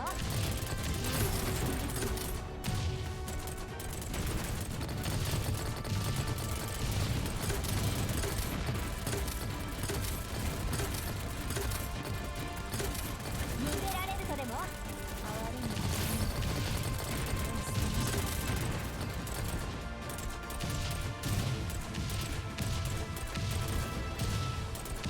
逃げられるとでも。皆さんは私が守ります。哀れぬ心なんてもう捨てました。やった。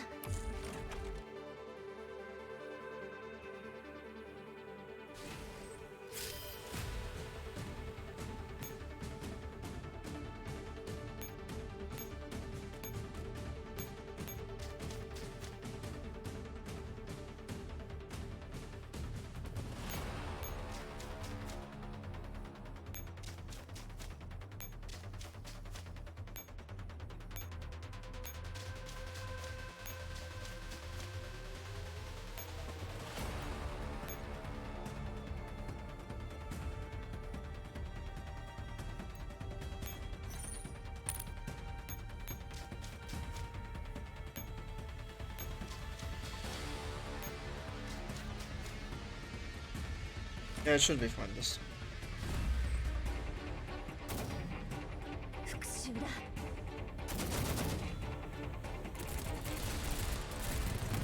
負けるものか。あなたに脊髄なんか必要ですか。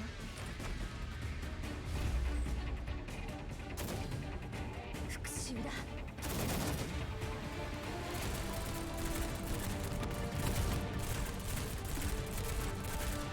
Yeah, it's just like despite the time I've been playing this game, I still haven't been able to do like, certain missions in the show. あなたに脊髄なんか必要ですか。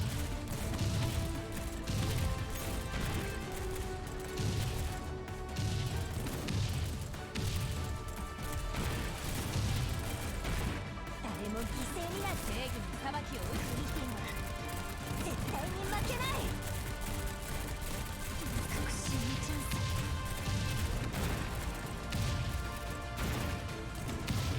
この正義の裁きを一時退却。メインフレームを守り抜いて。たとえ遅れようと正義は必ずやってくる。あなたに脊髄なんか必要ですか。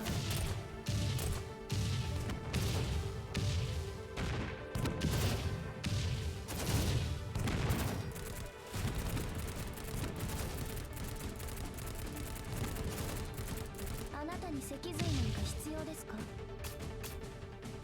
った。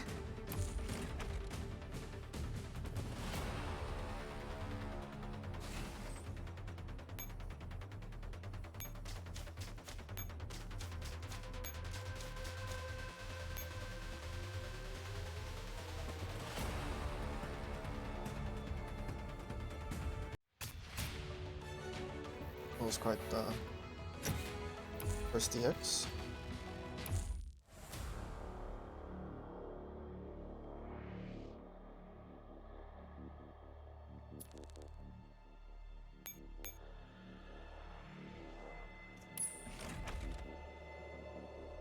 Pandora's box. Oh god.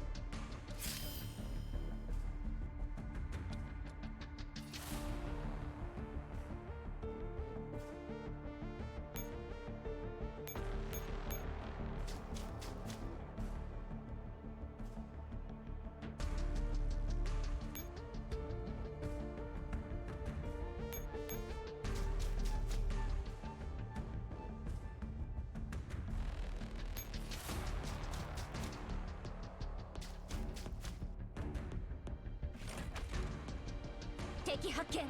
陣形を崩すな。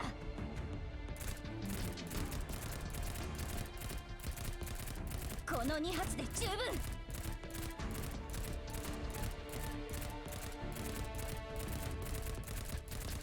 この2発で十分。やれることをやった。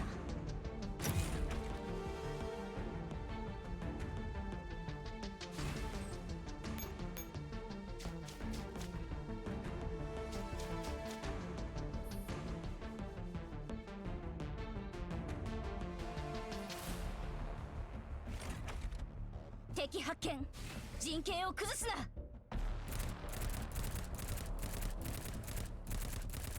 誰にも失望させないか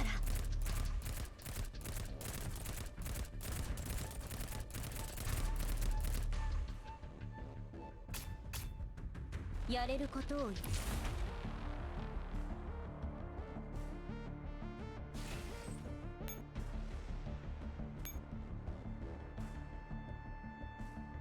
That's not a spoiler, shoot.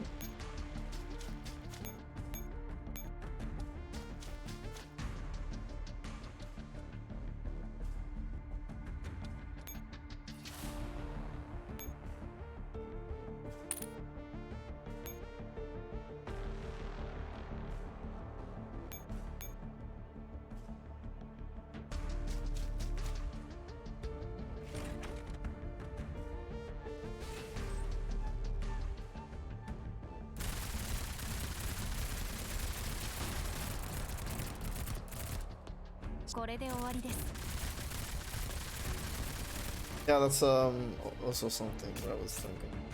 任務完了。休む暇などある。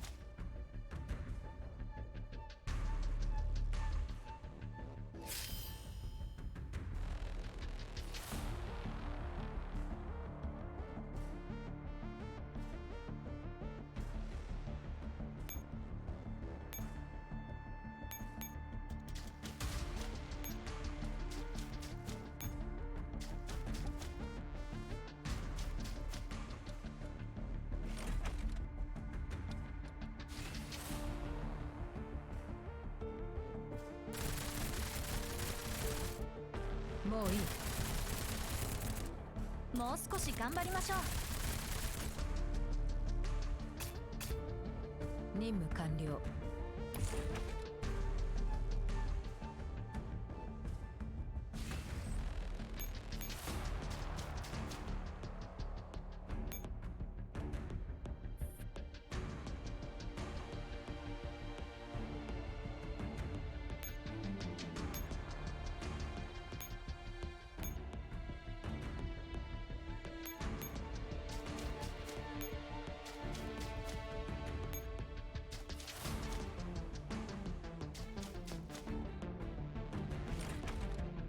敵発見。陣形を崩すな。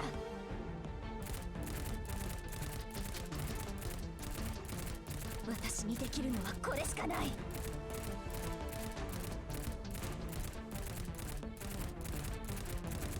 私にできるのはこれしかない。やれることをやった。Then fuck up. You mean this mission?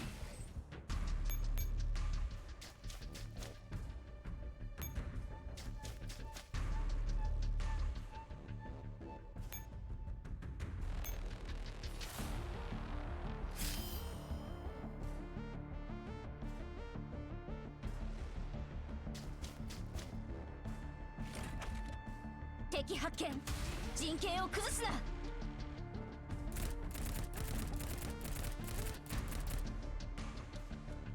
誰にも失望させないから。敵発見。陣形を崩すな。 Oh. 私にできるのはこれしかない。敵発見。陣形を崩すな。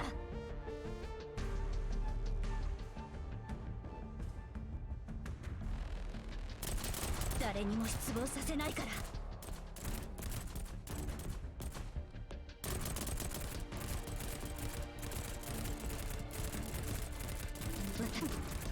もっとやれるのに。敵発見。陣形を崩すな。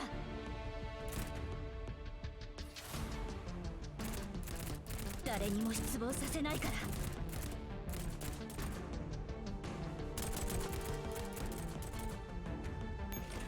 敵発見。陣形を崩すな。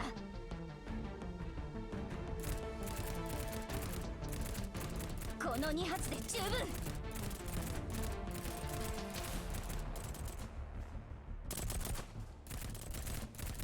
誰にも失望させないから。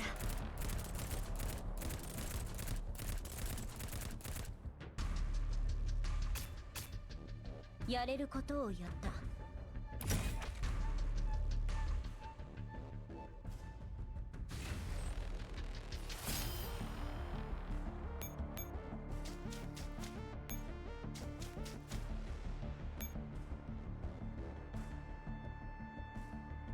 新たな任務を受け取りました。 Okay.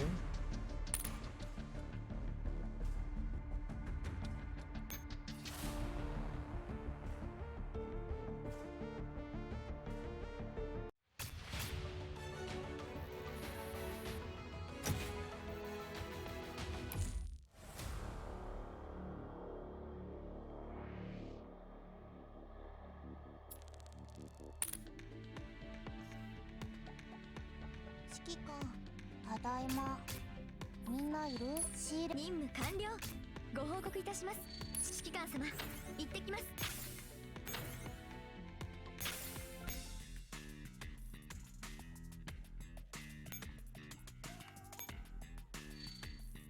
Sub units, huh?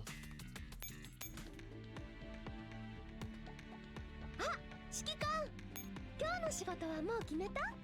Plot twist. 指揮官、これは私の欠席届です。ご許可をお願いします。あ、指揮官、今日の仕事はもう決めた？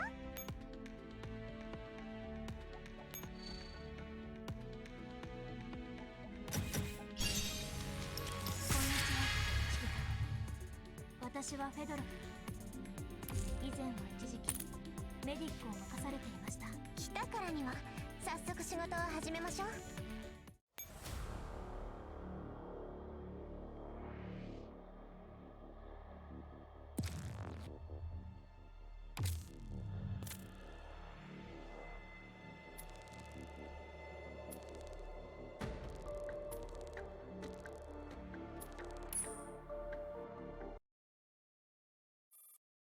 In the underground base. Ken's gunfire echoes through the synthesis lab. Fedorov is a good girl.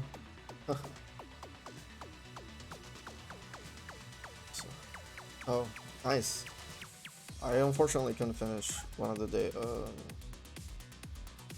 think was, yeah, one of the crates, whole day's crates. So most likely I'll get her tomorrow or something.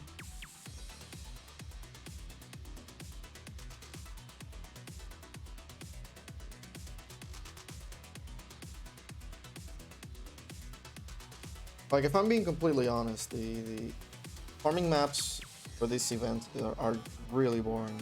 Like, only 6 crates. It's like, no. At least so far.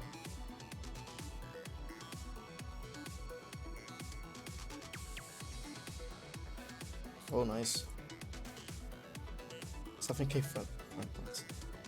I really wonder when Mika is going to add older event or previous event profile icons, because Taiwan has them, so they completely ignored that question on the Q&A, at least on Twitter, so there's that. Anyways.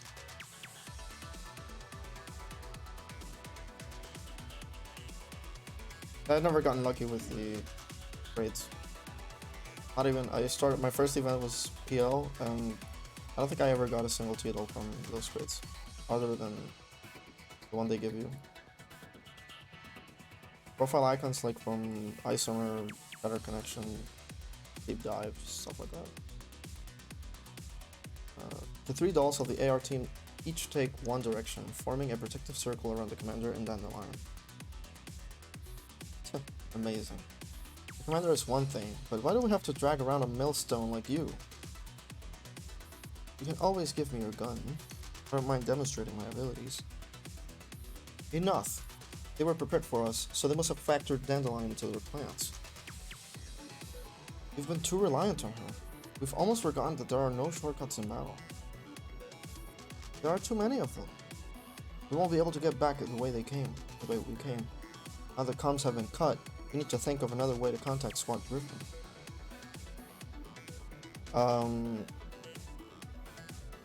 You mean like, yeah, I meant the campaign icons.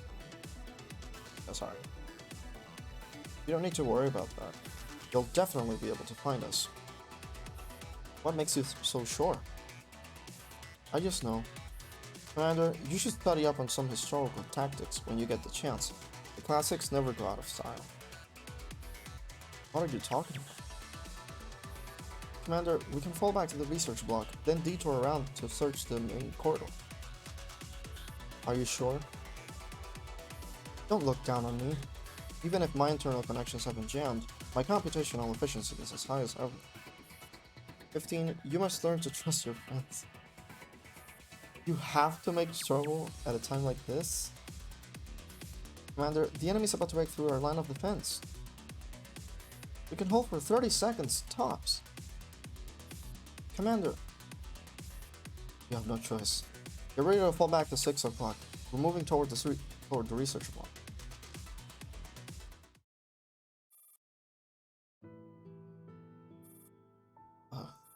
Where is this place?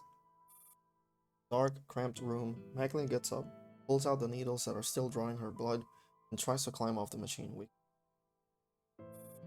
Oh no. Double going too many enemies, clearly. Yeah, I know, right? Robin! Suddenly, remembering the commander, Macklin rolls off the side of the machine and struggles to get back on her feet. Synthesized serum is deposited inside a culture tank. It appears the apparatus is still performing its normal original function. Problem is the new function that has obviously been programmed into.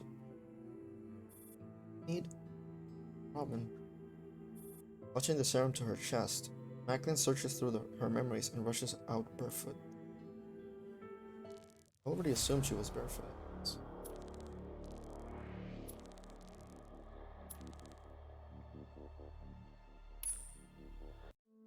Right, the profile picture. Only a moth knows how mesmerizing the flame is. Despite knowing that what final fate awaits it, it still hurtles towards its own demise without hesitation. Is death the final destination? Every time I awake, I smell something different. It never fails to make me feel nostalgic. Anji, will you save me a spot in the brave new world?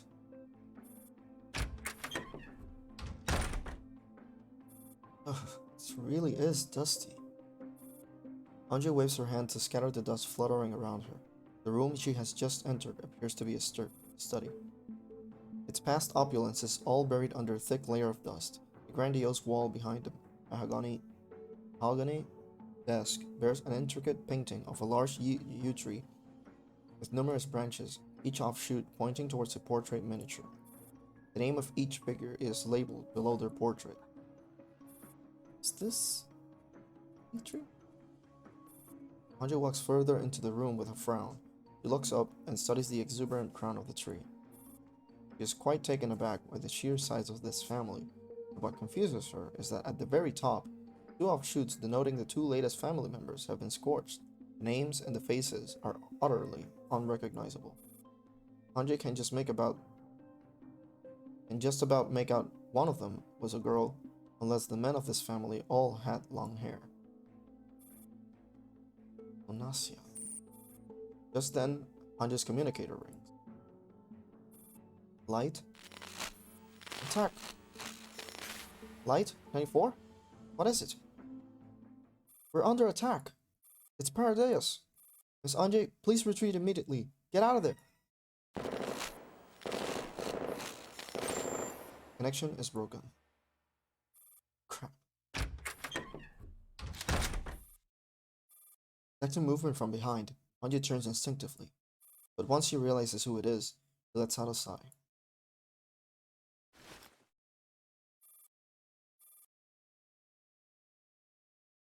Sixteen strolls casually into the study. Then she turns around and with her back to Anjay, closes the door. RPK, we need to go. Light just contacted me. There is nothing explicitly off about RPK 16's movements, but Anjay's years of experience is telling her that the air has shifted around her. Anjay, do you believe the future of mankind lies in plants? What's with this nonsense again? I've already answered that question before. We don't have time for this. Light and the others are under attack. We must get out of here at once. True. Plants are just plants. Having them shoulder such a heavy burden is asking too much. So if plants won't cut it, what about dolls? What's the matter with you? If you want to write poetry, I'll file a resignation form for you the moment we get back. Anjay takes 16's unsettling expression, and her sense of unease continues to grow. The way I see it, there is an irredeemable flaw in the very design of dolls. We don't know real pain, sorrow, or even joy. We also have no genuine understanding of life and death. It is always the humans who win, and it is always the dolls who perish. Yet at the end of the day, only humans have the prerogative to die. Don't you find it ridiculous? Paradoxical even? What on earth are you getting at, RPK? I mean, I completely understand Anjay's confusion, given the events that took place in Polarized Light, but okay. I want to be human, Anjay. I want to experience what only real humans can experience. I want to feel what only real humans can feel. Emotions, life, and death, future. As a well-trained agent, Anjay is incredibly fast in the draw compared to her other former colleagues in StateSec. However, when compared to a doll, she is still hopelessly slow. Her right hand trembles uncontrollably at such a close distance. Even though the bullet only hit her pistol, the impact was still strong enough to rupture the crook of her hand. Did you just fire on me? 16, have you lost your mind? It could be helped. I'd rather not resort to such a barbaric method. But Anjay, there is no other foolproof way of subduing me. That's not what I mean. Your restriction, your neural cloud, your inhibition. What the hell have you done to yourself? What have I done? Nothing. This is what I am. I was made this way. Shaw, what kind of monster have you created? I don't want to hurt you, Anjay. It would do us both a favor if you could just come quietly.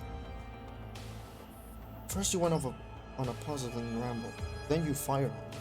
Now you're asking me to surrender? I'm not even sure who I'm supposed to surrender to. I don't know if dolls are the future of mankind, but I do know there's something wrong with your head. I was just trying to explain my motive. After all, you have a right to know. Motive? Paradeus, Anjay. Paradeus can give me one. You've seen their creations. I had my suspicions before, but I finally believed it when I saw Miss Marty. Paradeus is capable of creating humans with neural clouds. They can place me into a body made of actual flesh. Maybe not right now, but definitely somewhere down the line. It's you. The spy planted next to me. It's always been you?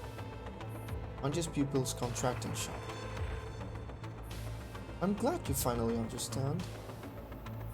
You think you can get away with this? You're no match for 15 and 94. That may be true, but I have the command authorization of the Wolf Pack. I should really thank Dear 12 for this gift. Don't you dare speak of 12. She made a mistake. Just like you. You should have realized sooner. Fuck you. Anje suddenly throws a grenade at 16 before rolling behind the desk. This tiny explosion doesn't do anything to a wolf, Anje. Do have some faith in your old friend. So that's why. It finally clicks to Anje. This is why RPK-16 has sent 15 away. She needed to be alone with her, and now she got her chance.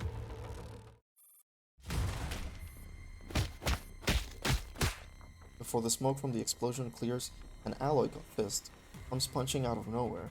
16 blocks it by reflex, counteracting the force with a judo move, then shoving her pistol against her assailant's abdomen. But those are gunshots. 15 grabs 16 by the arm and twists it behind her back, making it impossible for 16 to pull the trigger with her finger. 15 increases the pressure. 16's shoulder joint is on the brink of breaking. It's no use, 15. No one knows you better than I do. 15 looks down at the jiggling sound coming from her waist and notices the grenades that have been attached to her without noticing. 15? I knew something was off about you, RPK. Oh dear, so you noticed? You've got sharp eyes, 15. I didn't expect you'd be the first to see through me. Anje, run. What's wrong? Numerous heat signatures approaching. It's Paradeus. Go find 94. What about you? That's the first time I think she cares about her T-Dolls.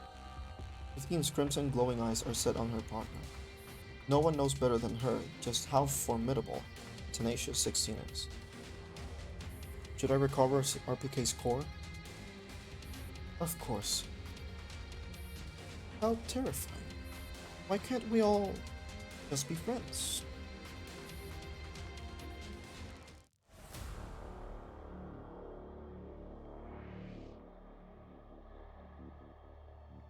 Those eyes. I haven't read the news segments.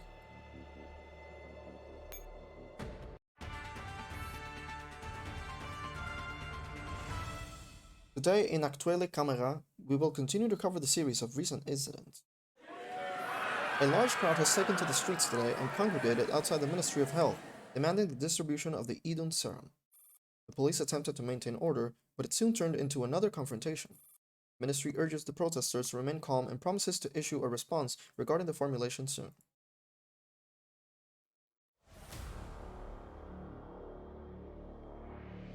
Yeah, they do look heavy. I made a Gen 3 dollar for some. Yeah.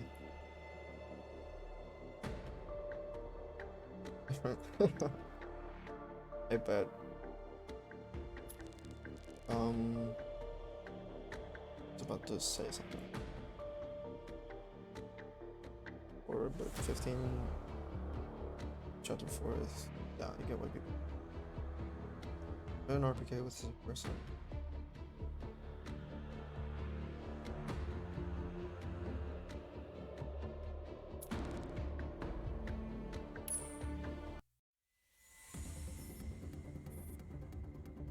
Several minutes ago, at the entrance. Commander? Commander! Still no luck? Eringer? Can't connect to them. It's like a different dimension in there. None of the signals we send can get inside. Same with my electronic hummingbirds. I lose my connection once they go to a certain distance past the entrance. There's no way to scout down there. Something's wrong. Oh shit. Rosa takes out another communicator. Squad Griffin to 404. It's 45. Do you copy? We hear you, we hear you. We're trying to contact them too. It isn't just the commander. We can't get through to the AR team or Dandelion either. There must have been some kind of super high output signal jammer inside the plant. This is a trap. The commander and the others must be in some kind of trouble. Should we mount a rescue?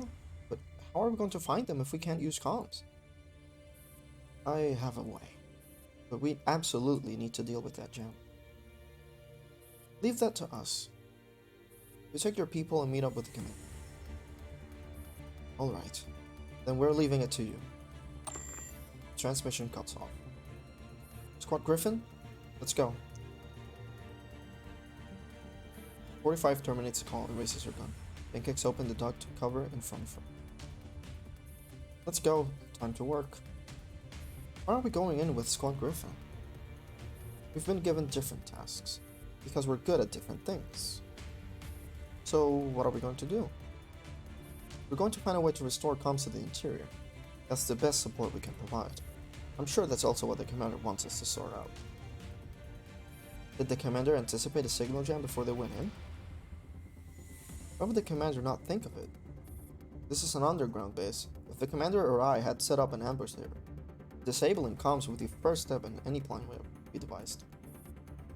Why do you think the commander have us lurking in the shadow? In preparation for something like this, of course. I understand. In that case, I have another question. Why not use the doors? According to the map Dandelion shared with us, the ecology sector is below us. The shortest route to the control room passes through it. While there's no guarantee that the jamming gear is operated from the control room, heading for the control room sure beats buzzing around like a headless fly, right? Good thing these halls are big enough that we can clearly see what's going on up down there. Stay alert. You don't know what monsters are waiting for us. You want to talk, then talk. Don't hit your teammates on the head.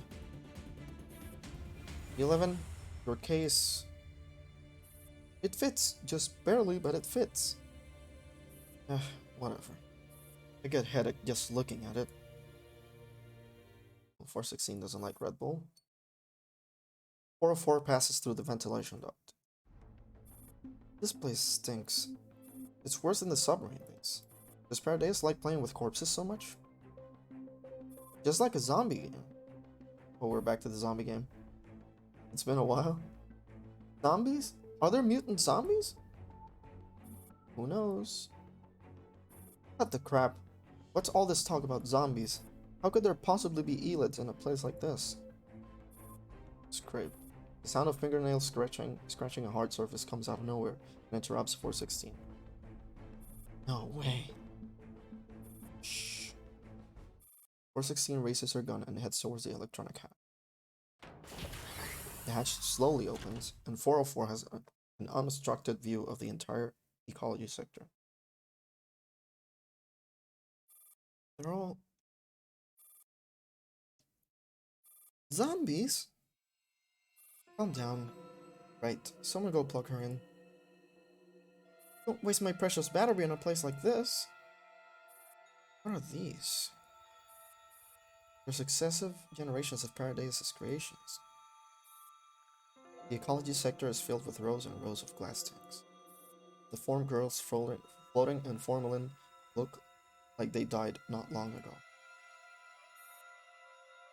45? Careful, 45.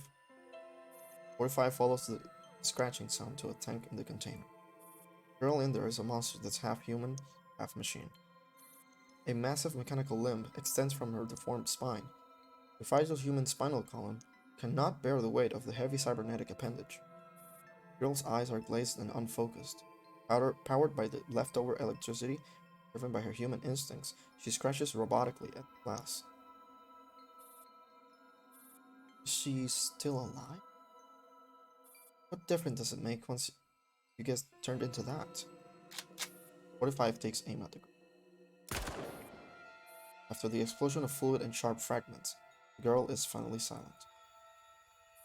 Sweet dreams, stranger. Now we can work in peace. Things in this ecology sector Looks like they're a series of failed experiments of Paradeus research.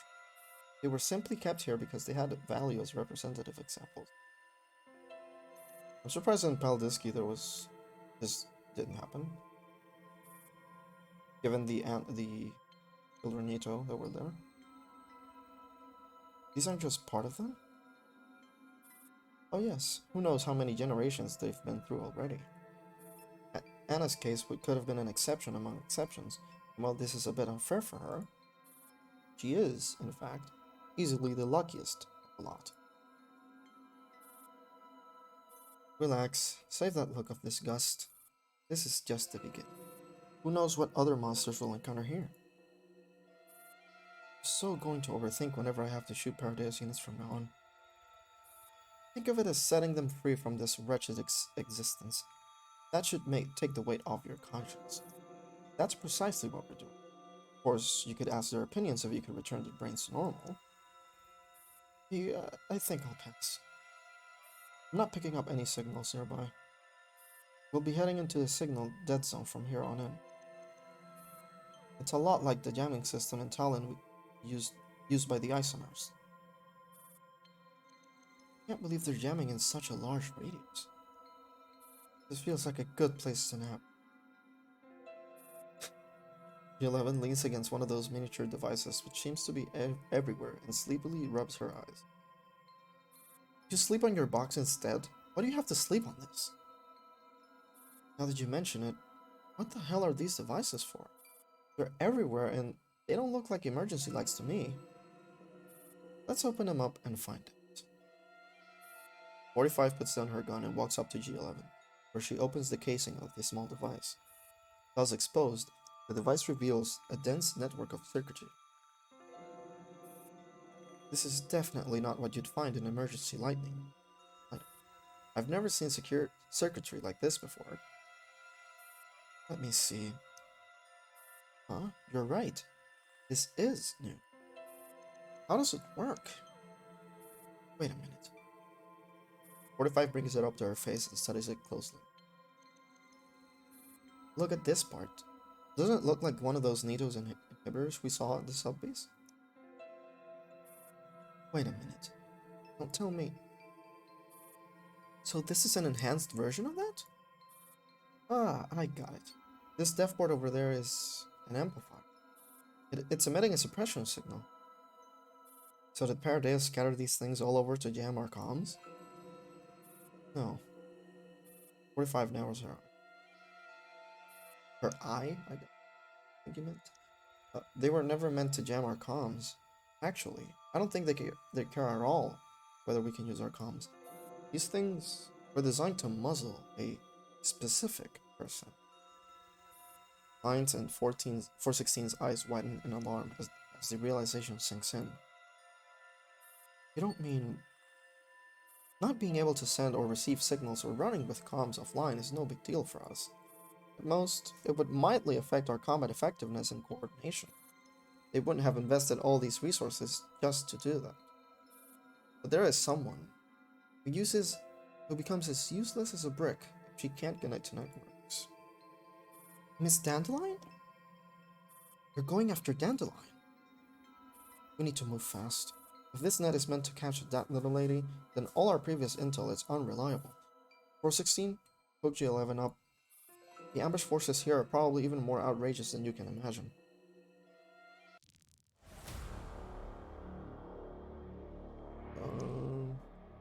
Haven't read in a while. I got the RPK is an abbreviation of Rugnoid Bulimoid Kalashnikova, the Kalashnikov handheld machine gun.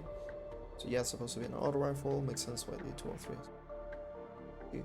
I don't like the RPK-16 as much as the firearm though. I prefer old. Okay, so I'm not a fan of wood Alex.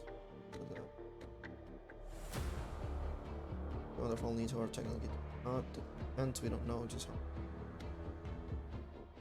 I mean, on that regard,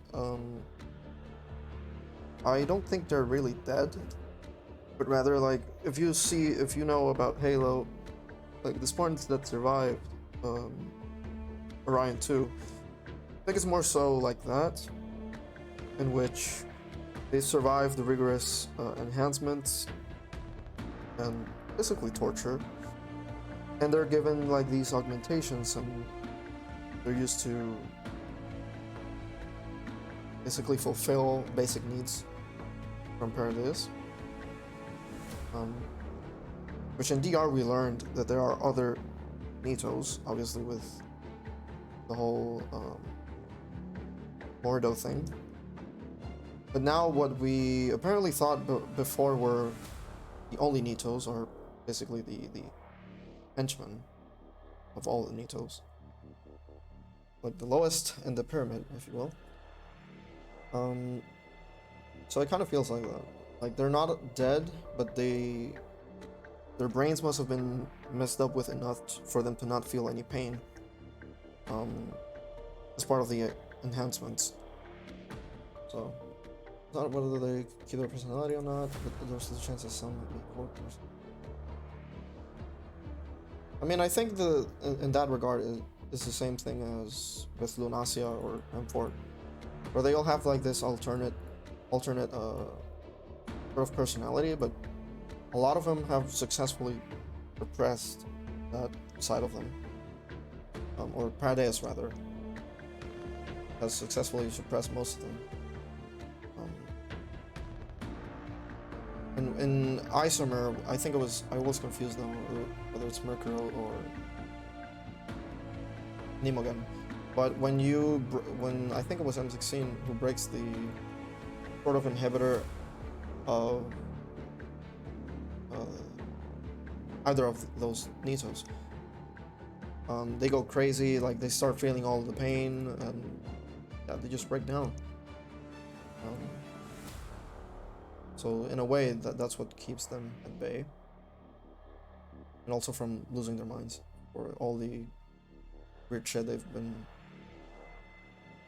went through. May also depend on the role. In Paradise, where Grey and Mordo have clearly undergone training to blend in, you wouldn't need that normal black and white toes. Yeah. Totally even existed. They really everyone has own bone.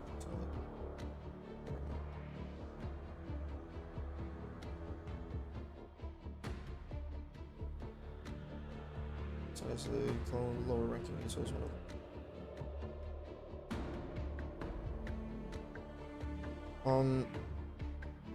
From what I understood, like all Nitos were, at least the white and black Nitos, all shared some personality of Lunacia, which is why when we see Nemogan and Mercuro, they look like very similar when whichever of them becomes Dandelion further on. M4 and her look very similar. Obviously M4's, you could say it's a design choice. I mean, you could say that for both of them, but even then their personalities are really similar. Because they both share like these memories from Lunacia but don't know what to do with it. Or what it means, rather. So yeah, Nemo becomes Dandy. Yeah, I always confuse them. I also remember that you can complete Isomer without having to fight Mercuros. But yeah, like as of late, maybe Paradise noticed like regular Nitos are not gonna work, or we have to adapt basically. Or maybe they've always had these troops, but we only learned about them just now. Ever since dual randomness, basically. Although it is implied in dual randomness that they're using new technology to create new units, but that's not the same as Nitos. So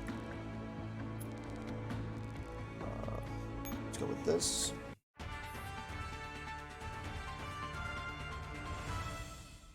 Today in Actually Camera, we will continue to cover the series of recent incidents.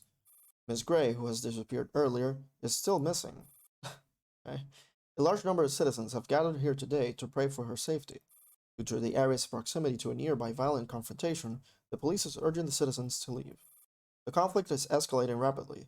Anti-riot forces have already arrived at the scene to stabilize the situation, but the number of protesters keeps increasing as they approach the city center.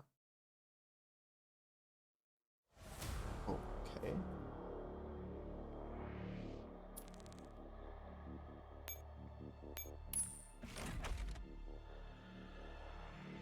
I'll be back real quick. Give me a few minutes.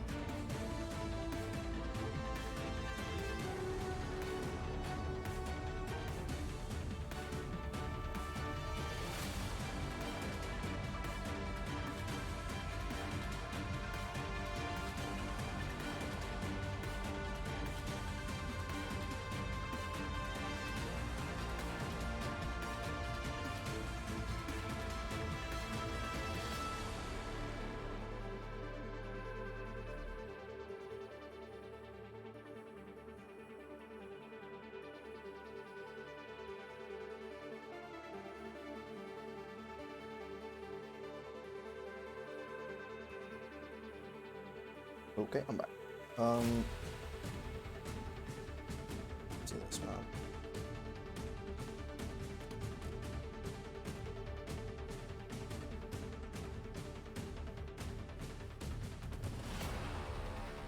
Interesting in the mirror for ultimate purposes.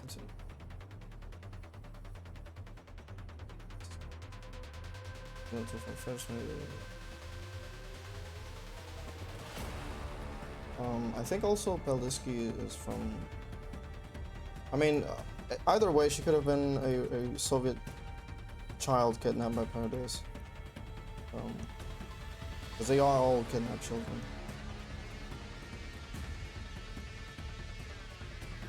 Nothing happens to Andre, I'm going to return the test of He's kind of heading in that direction. Well, I'll take him.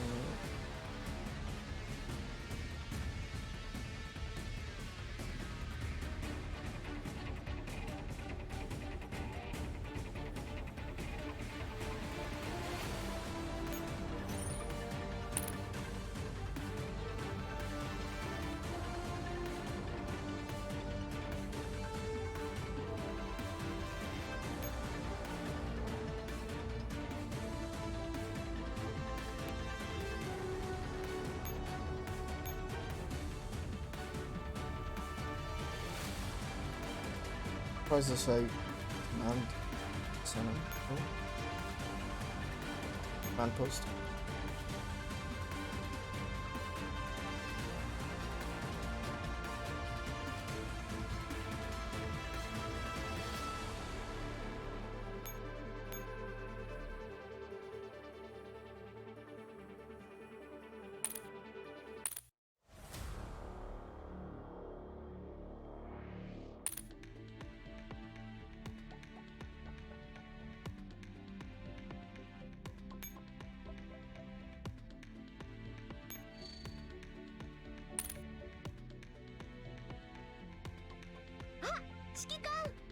I wish you the best of luck with the cosplay.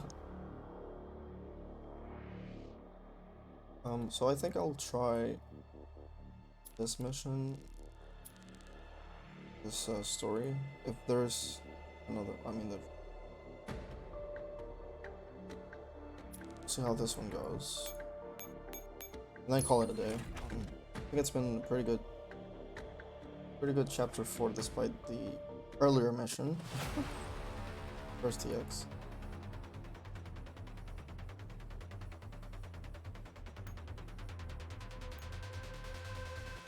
It's only one echelon.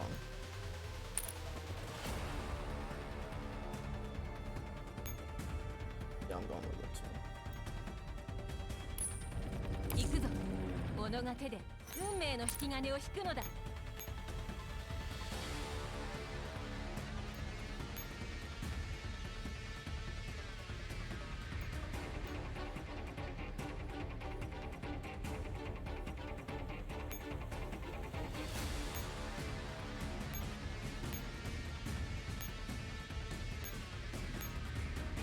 This route.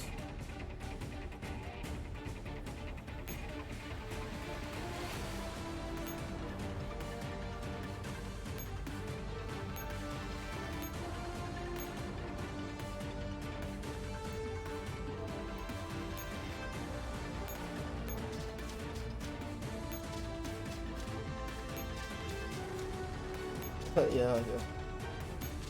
I mean, I think that's basically the trademark from Anguilla. Other than the scars from the nuke.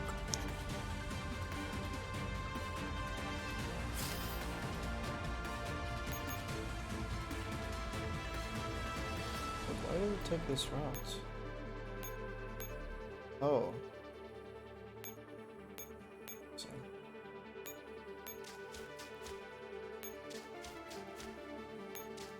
Yeah, especially the frown. Oh,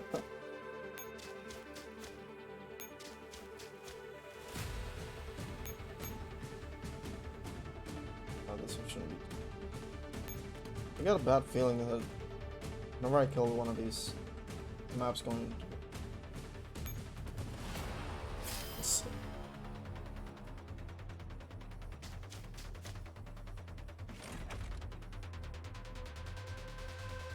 我は決して逃げぬ。戦うことですが解決できぬというのなら、この私はいい考えがあるわ。手加減油断した報いだ。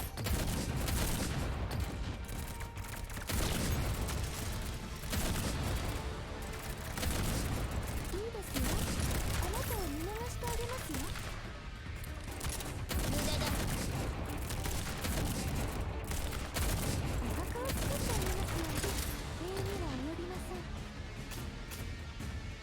全な勝利私から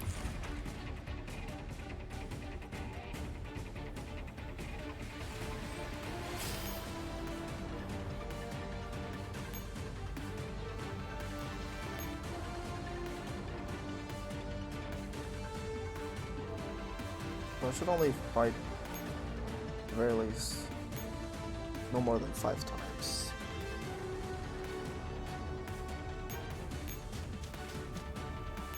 I mean, so far it's looking pretty straightforward, at least.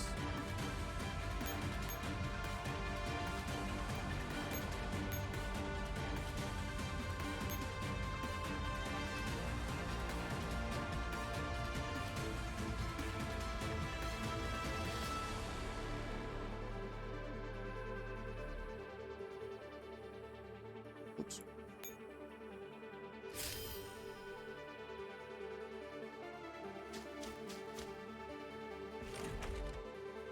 我は決して逃げぬ戦うことですが解決できぬというのなら Yeah, I figured. 無駄だ自分のことを信じてあげて狙い撃つ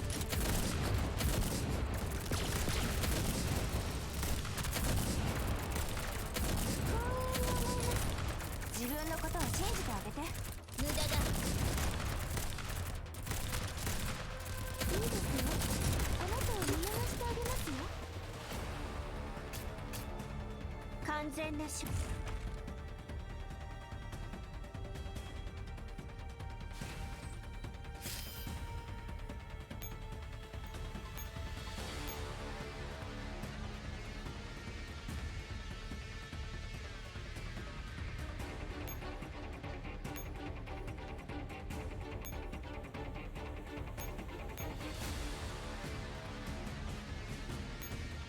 Well, I think what changes is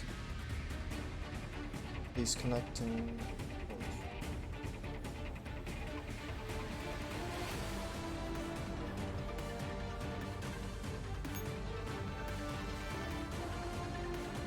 Oh, there is a support.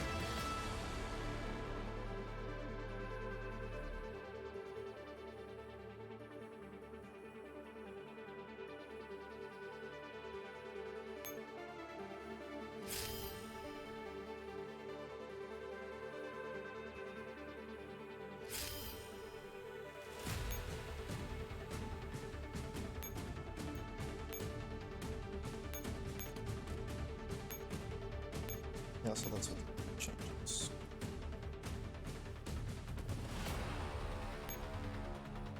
I think that's next one shoot. This one.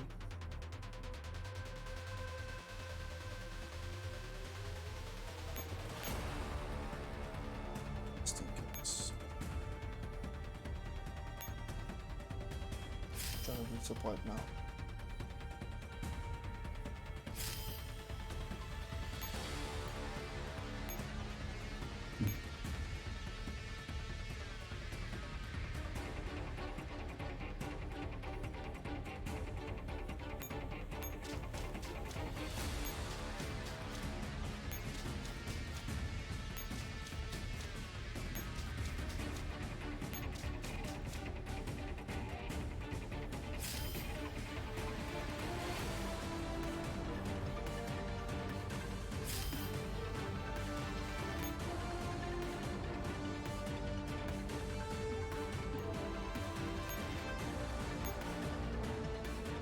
This one's gonna hurt.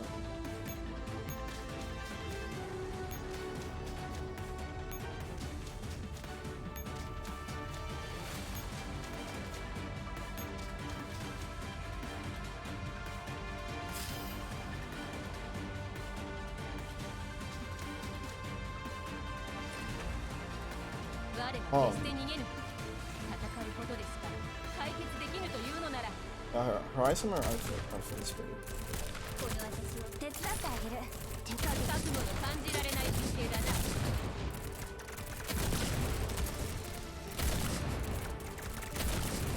お墓を作ってあげますよ礼には及びません無駄だ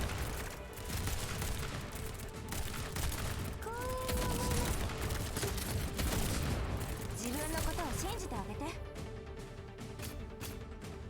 敗北からの I mean, basically, UMP9 is 45, but on the wrong side. Like, that's part of the joke as well. The mod story. Oh.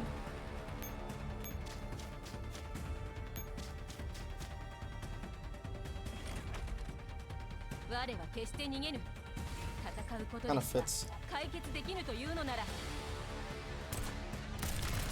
この私いい考えがあるわ狙い撃つい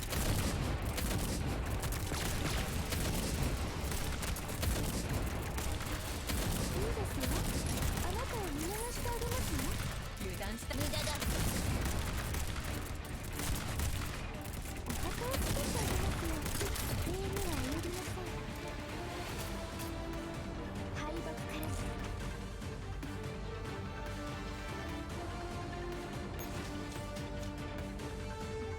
新たな任務を受け取りました I figured it had something to do with the command post.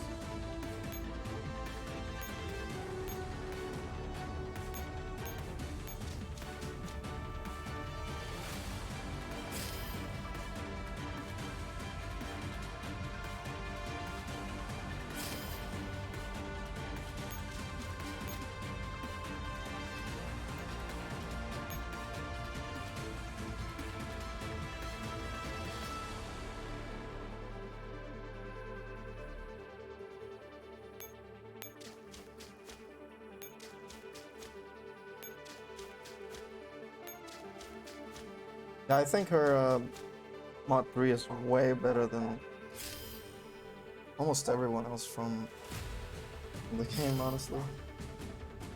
I mean, her life to do.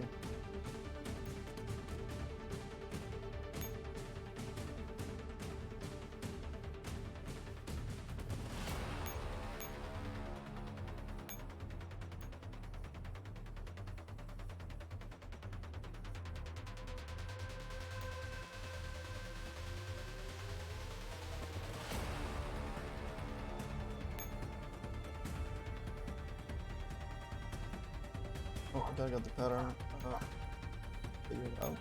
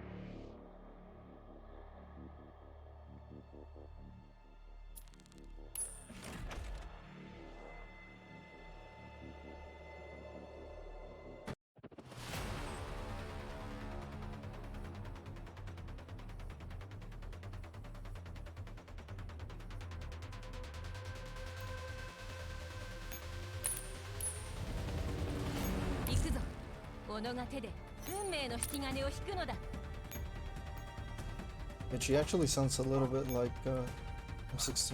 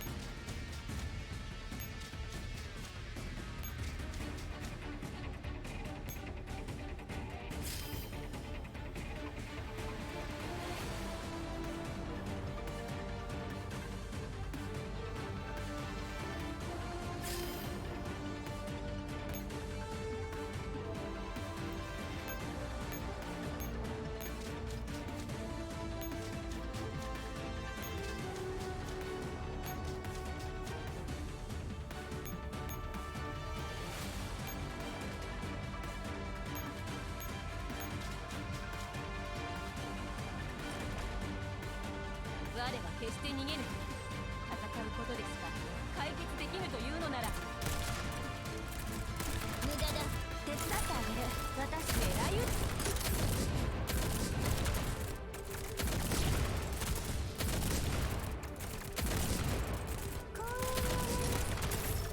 覚悟の感じられない神経。お前ごときが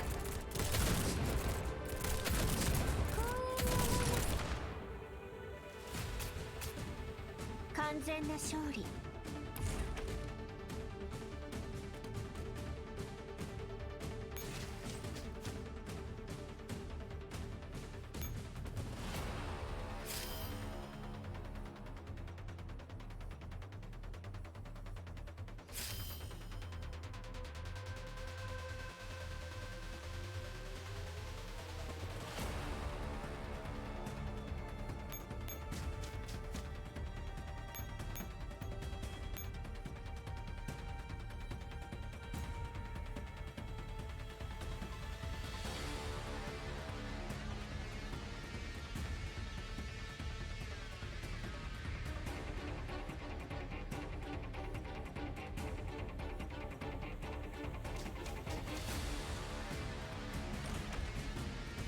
我は決して逃げぬ。戦うことですか。解決できぬというのなら。無駄だ。手伝ってあげる。雑魚に使う時間はない。油断した不気味だ。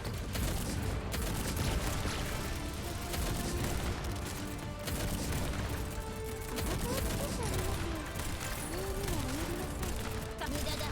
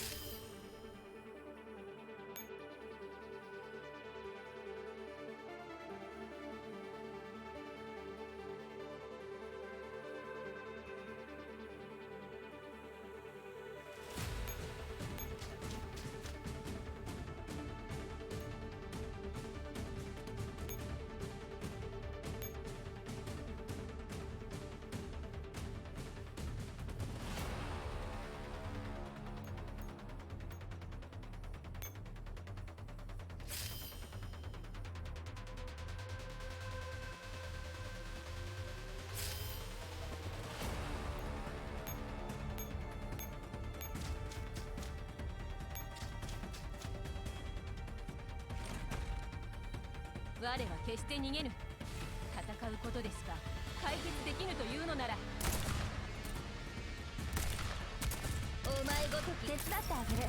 お墓を作ってあげますよ。上にはお乗りなさい。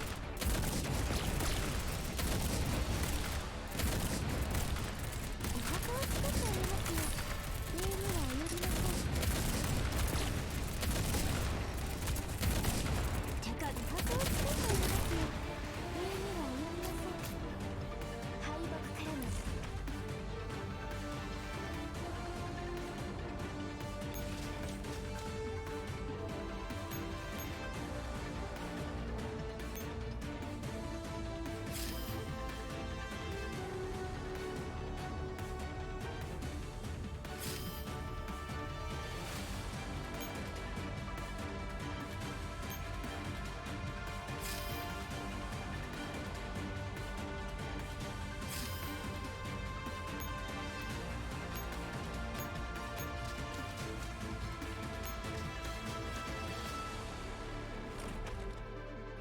我は決して逃げぬ。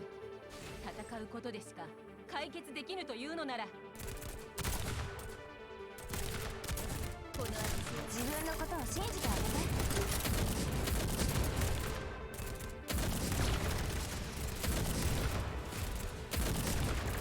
いいですよ。あなたを見逃してあげますよ。お前ごときが。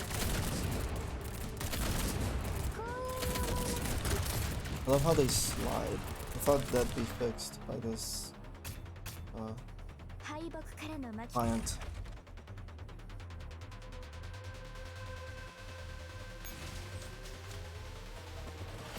たな任務を受け取りました。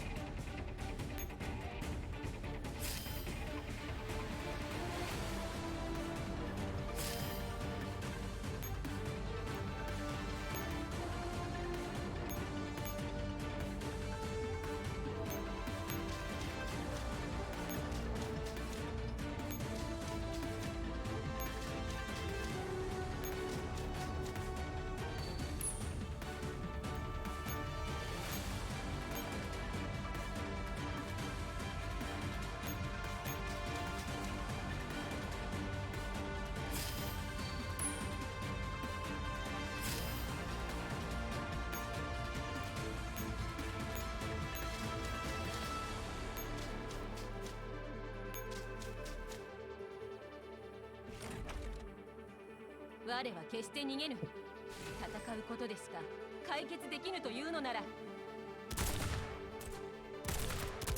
の道を手伝ってあげる。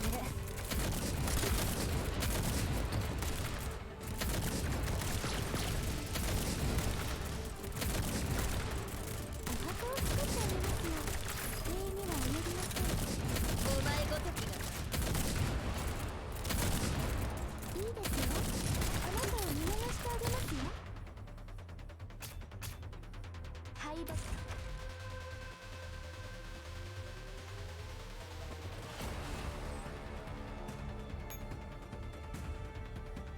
And it's a secret mission to capture every single node. At this point, it wouldn't surprise me at all.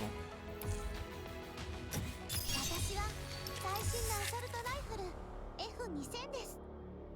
指揮官、遠慮なさらず So there 私 is. と仲良くなりましょうね。 Sorry.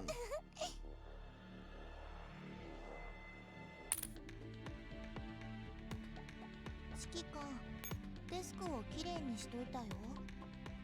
次の仕事はちょっと寝てから来たのか。肩を貸してはもら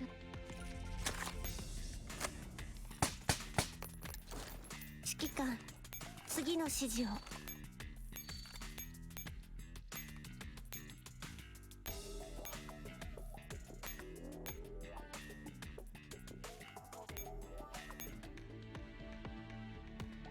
指揮官、デスクをきれいにしといた Oh よ。 yeah, it's not done. I'm still gonna read 次の仕事は these two new ちょっと寝てからでもいい？ story missions. That will be. Although yeah, it's been good progress, despite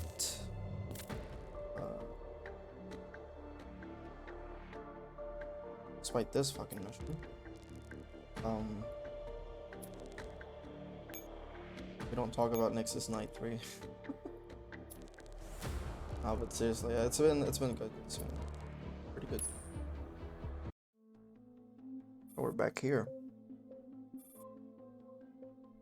A little earlier.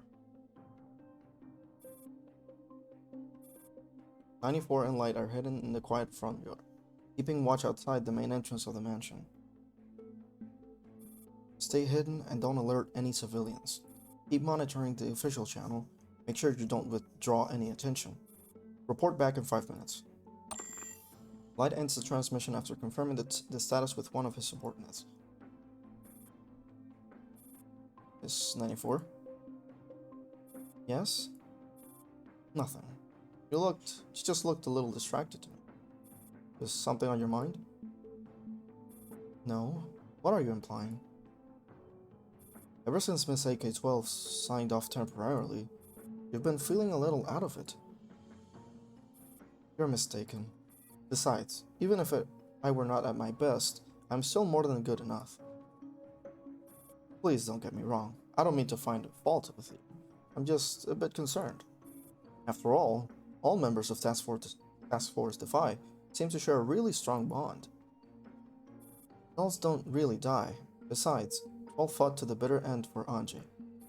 It's a result that I find acceptable, and I have no complaints. If anything, I'm just sorry that I wasn't able to help her back then. See, why do you care? Well, I can relate to how you feel. Relate to how I feel? 94 stares at Light blankly, perplexed about his answer. You and Miss 12 look very much like sisters to me. I also have an elder sister, so when I see you, I can't help but see myself. You will not make your sister sad. I hope not. Anji and Kay have been at this for years. It's only been by sheer dumb luck that they have always managed to survive for so long. If you're afraid to die, you shouldn't be in this line of work. I'm not afraid to die. I just don't want to break my sister's heart. If you wish to avoid that, then make sure you stay alive. Like 12, you cannot come back to life. I've already done that once. That's enough for me. Not to mention... Hush. All of a sudden, 94 raises a hand to silence Light. The smile remained on Light's face, yet he also withdrew his weapon. The front yard is still quiet. Not even an insect. Group A? Group B? Communicator is also eerily silent. Light's smile finally fades. Crouching back to back with 94, he scans the surroundings with narrowed eyes. When you noticed something was wrong? I've been ambushed during a past mission, which taught me a lesson about reading the atmosphere in my surroundings. The bees in front of the yard are all gone. The bees? The bees. Light studies the spacious front yard again. The bees that were buzzing around the rampant and untended flower beds just a while ago are now twitching limply on the ground as if under the effect of some chemical. Watch out! 94 shoves Light aside as a blur of gray slashes through the air, splitting the tree trunk that they've been using as cover right down the center. Ooh, polar day. It's gray. 94 rolls behind another piece of obstacle and raises her weapon without hesitation. Also, it's interesting that for 16 and 15's fight, they used Mythoclast, which is M16's song, or OST. Kinda interesting. The bullet collides with the enormous metallic tail that's shielding a slender figure, producing a crisp sound. Very graceful. As Gray praises 94's nimble movements. Attack! Light? We're under attack! It's Fardeus! Ms. Anji, please retreat immediately. Get out of there! The massive stinger on Miss Gray's tail swipes at Light faster than the eye can see. Light lurches back, but a wound still opens up on his right arm. The communicator. So that's kind of similar to Narcissus, apparently. The pain has caused Light to drop the communicator. The device falls to the ground. Before Light can dive for it, Gray's sharp blade has already sliced it in two. Light, run! 94 unleashes another barrage to pin Gray down. That's when Light spots more Nitos and Paradise soldiers behind her. What happened to his men? I doubt they made it. Before remorse can consume him, Light is struck by another frightening thought. How does Gray know where Anji is? Why does it look like she came prepared? Trap? Anji! Light glances at 94, who is hopelessly trying to evade the enemy's counterattack.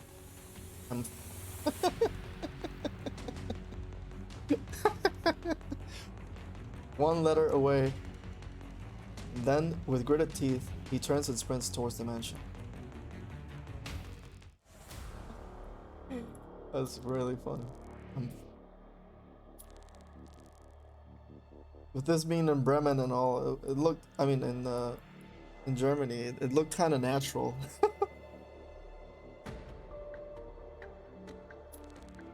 It almost felt like part of the campaign itself. In the underground base, 404 has managed to seize the control room after an intense battle. Can we turn off the jammers? Yeah, good type of space. We can, but there's still a small problem. These Paradise bastards are really crafty.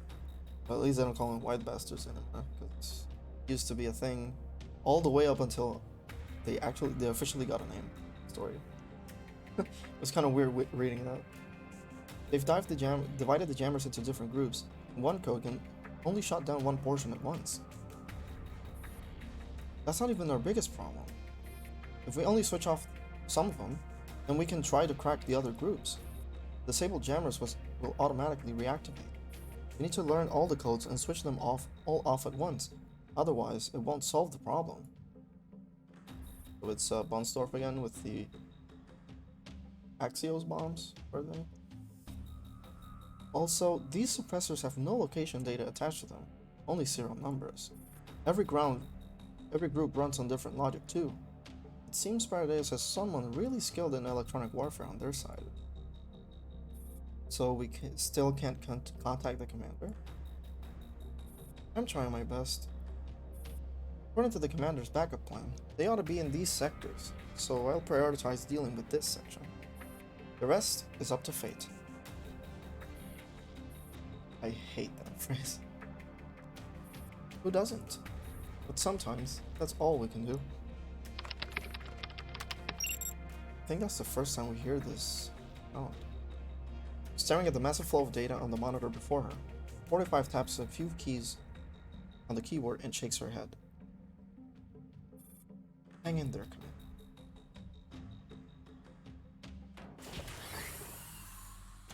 After ducking behind a blast door leading to another corridor, the AR team finally shakes off their pursuers for the time being.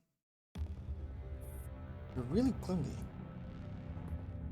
They seem to be holding back. It's true. It doesn't feel like they're really out for blood. I think they're trying to capture us alive. They're looking down on us. More specifically, they're probably trying to capture the commander and Dandelion. No, I think they might only be going after Dandelion. We still don't know how well they understand her, but I'm sure Paradise would love to get their hands on a mature Olga system. If I fall into Paradise's hands, the consequences would be catastrophic.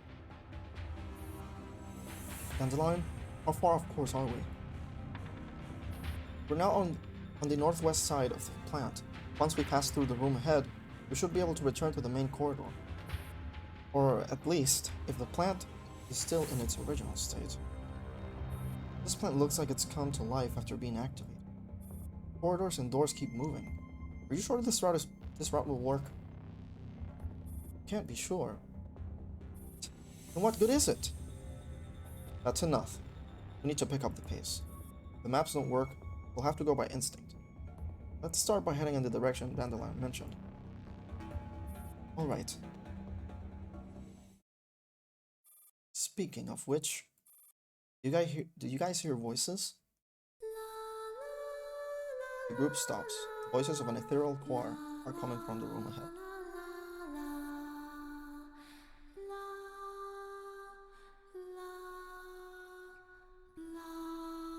I think I've heard this before.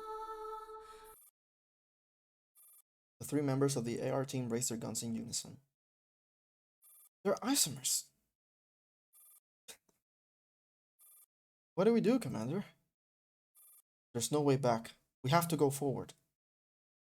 Got it. Ro carefully approaches the room. After pausing for a moment, she kicks the door in.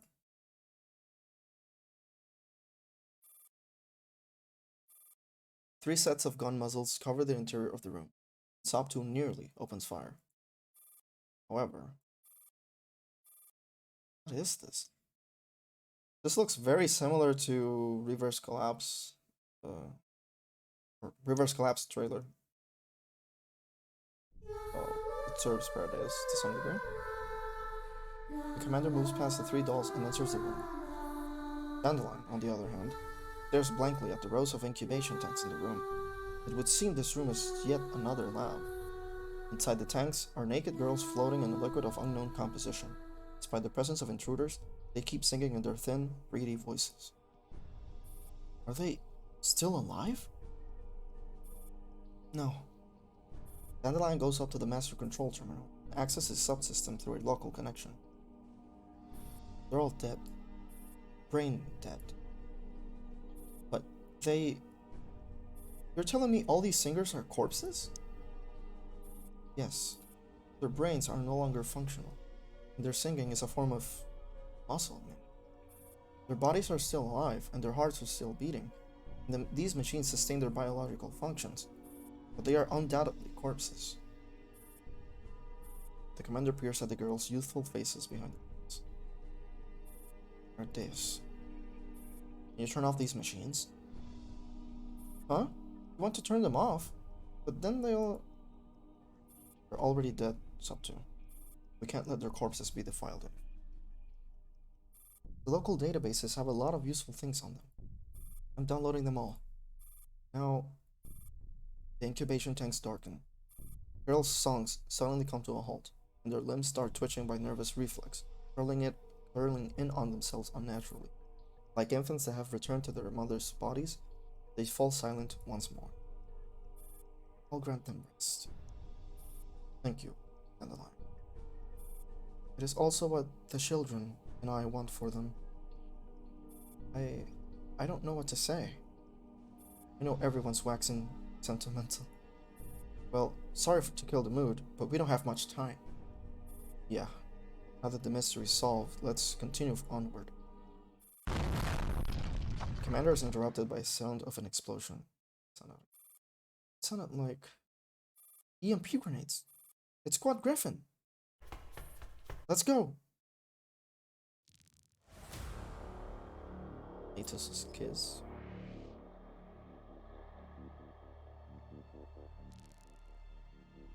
And I'm gonna leave it there. It's been a really good run. I think much better than the other chapters, especially because this one's average in length. So I'm already a little bit over half chapter. Yeah. Thanks for stopping by, and I wish you all a great day, honestly. Thanks for stopping by again. It really means a lot. And thanks for the tips, and reminding me of like core gameplay mechanics that I seem to forget sometimes. But yeah, thanks again, and see you next time. Peace.